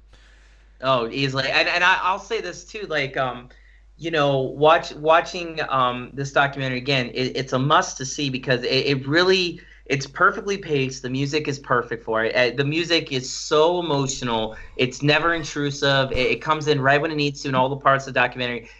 You get enough highlights of every member that you needed to kind of know at that time. My favorite, there's so many favorites, but probably one of the most iconic things you're ever going to see is Takamina leading them at the end in Kohaku, and she's up there by herself, and she's walking like she is 8 feet tall above every other Japanese person there. She knows she is leading the group of the year. She knows it, and like she's so confident. And when they're crossing through like the little one hall and the one area and going over the street, and it's just her, and there's that beautiful shot. It almost reminds me like the Beatles, when they're walking on the one lane. I don't know. There's just something about that shot that gets me every time. And again, it's very tearful, but in a good way, because it's like they accomplished so much with Takamina as their future Sokentoku. Obviously, then their leader, very much in spirit. And they just did it, This is why AKB is so great. It's why we do this all the time. It's why we still talk about them, because they had that moment of greatness, and they're building off it. I want more of that. I want more documentaries that showcase this stuff correctly with the right music, but I also want to see them get back to that, Yeah. So this was the review of then the documentary Show Must Go On. Final thoughts from DX or MrJoshBox? Go ahead, DX. Oh boy. Okay, I'll go. There you go. Okay. So I was waiting till the end to really give my final thoughts, or like a little summary of what I thought of this. So this is the first AKB documentary I see. Previously, I've seen the Nogizaka one, but AKB, this is the first one I've seen. And even comparing the two, you can't really compare the two because they're both different. The AKB one is a little bit more individual-centered. Meanwhile, Nogizaka was a little more group-centered. But I really did like this, showing the hardships and everything. I realized I liked Takamina and I liked Yuko, but then after watching this, I really liked them. They really stuck out for me. These are the two that really stuck out for me in this documentary. Just seeing all the hardships they go through, again, building up the AKB name, learning from experiences, setting up to how it is now and how to run a little bit more smoothly now. Now members don't have to go through all of that, as we said earlier. So I think it was a really great way of showing like the struggle, and like the show is like the title is called "The Show Must Go On," even though you're suffering and going through all the hardships. Very good. DX, you there? I think he's probably fell asleep. Maybe. Or maybe he's muted. I don't know. It's just pretty late over here, so and our clock. I was muted. I was actually muted. There he is. She's like, why nobody listening to me? No. Probably my mic dropped or something like that. But anyway, this documentary is a must-watch if you're just starting to get into AKB, because it really shows the road to become from an underground idol, which they basically were, to the massive powerhouse that they are now today. So it's a must-watch. They didn't get this presented to them. They worked very hard to be what they were, the #1 idol group, and they still are. Even though we're saying. It is true. They have reached their peak. They haven't gone higher yet, or they're gone bigger. But it never was what we call the golden era. So exactly. We'll maybe see that. But okay, so that was the review on that side. Let's go next then. Next time I'm on, you guys can watch the Nogizaka documentary with me. Yeah, that will be on ideas maybe. But for the next one, we're gonna do next week the latest one then, because on Tuesday the Watanabe Mayu graduation concert will happen. Oh man!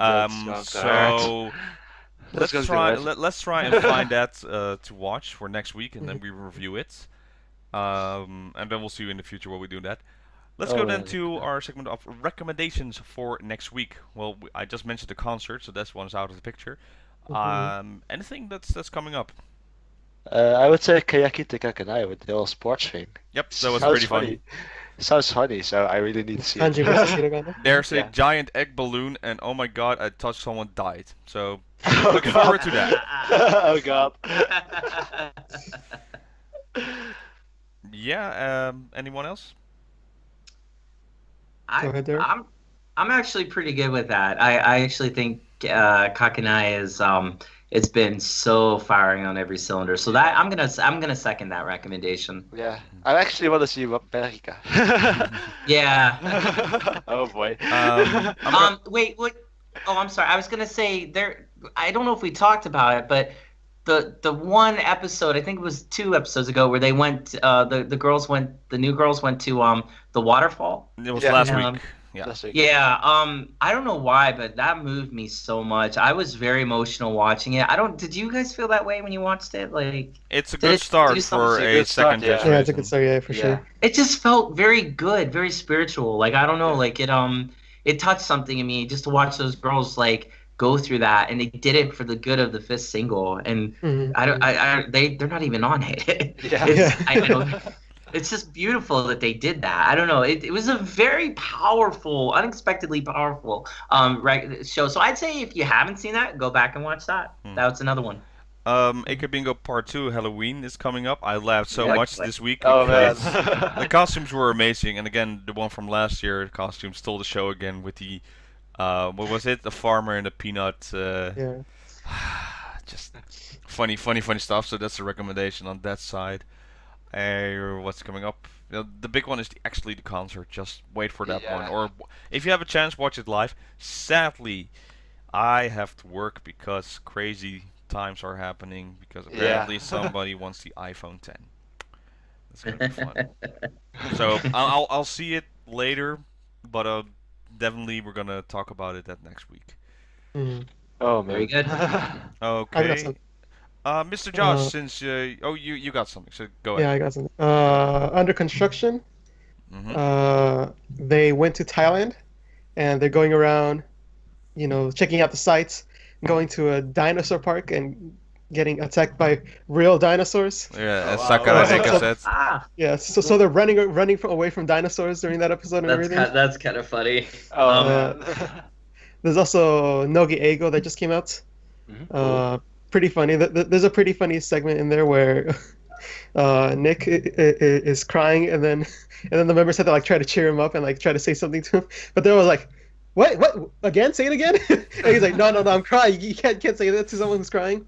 So yeah, that's pretty funny. Awesome. Go ahead, Derek. Josh, I think I'm gonna plug what you're doing. Can you explain? You have some new changes, something going on? Care to share it all? Oh, I think this is very important for our community. Very important. So, as you guys know, I make videos. I do at least a weekly video. This coming weeks, there will be a lot of Nogizaka, Keyaki photo books coming out. So I'll be fairly busy. Oh my. And people have been asking if they could like support me or find a way to like help me out. So I decided, I don't want to just like be like, okay, I'm just taking donations or something. I want to do something else for those people who, work hard and decide to share some of that money with me. So I decided to open up a Patreon. And there's a lot of benefits. There's different tiers. And you can go ahead and check that out if you choose to support me with. There are a lot of photo books coming, so you need that support, man. If we want to have a good review on that side. Oh man! I just want to see you get pies in your face. So if that can happen, I'll sign up. That's where all the money's going. All the money's going to pies. Or an electrical machine. Every time you get something on, you get a shock. Like that's in the plans. That's in the plans. Plenty. Most of the money is going towards gear and video ideas. Whether that's going to different places, looking at where people shot photo books, just like I did with Shirashimai. Also with other photo books to be able to get more and be able to review more often. And also for punishments, just like you said, more pies, more shocking stuff. Maybe other stuff. Maybe do like a whole like series where I have to suffer like an idol and do all their punishments. Well, Josh, since me and you we're neighbors, we should get together with the Basu crew. We should We should all do like an AK bingo, like where you're basically getting destroyed. Oh, man. Like I'd love to see you do the cockroach thing with one of those dudes, and like I'll be like the MC, the bad boy, and I'll be yoi, steto, hakioi. I haven't thinking about something like that. Maybe something like a mucha booty dodgeball or something. That's what I'm saying. We should do it. Yeah. We all in the area. Then all of us have to do like a punishment, like if we lose. Yeah, I'm thinking about. I was already That's thinking enough. about that because next year's anime con's coming up, and I'll be definitely there. So maybe we're doing something like a gaming stuff, and like I said, or a little questionnaire on that side. So it's gonna be fun. More variety stuff on that side. So Cool. thanks for the ideas. Can't wait. We're gonna steal some of them. And there are in the plans. You know how I did that Nogizaka pie video where I got pie in the face for not knowing Yeah. members' Oh names. yeah. Love it. Will be love it. coming. There will be one coming for Keyakizaka, so look forward to that one. Oh boy. Good luck with 9 new Awesome. members. Oh yeah, I I'm know. including those Good members luck. too. Including them. Good luck. All right. All Very right. cool. Anything else before we wrap up? I'm good. Nah, I'm good. All right then. Then this was this week's episode of 48 The Talk. We'll see you next time. Bye everybody. Ciao ciao. Bye bye. Ciao, Bye ciao. bye.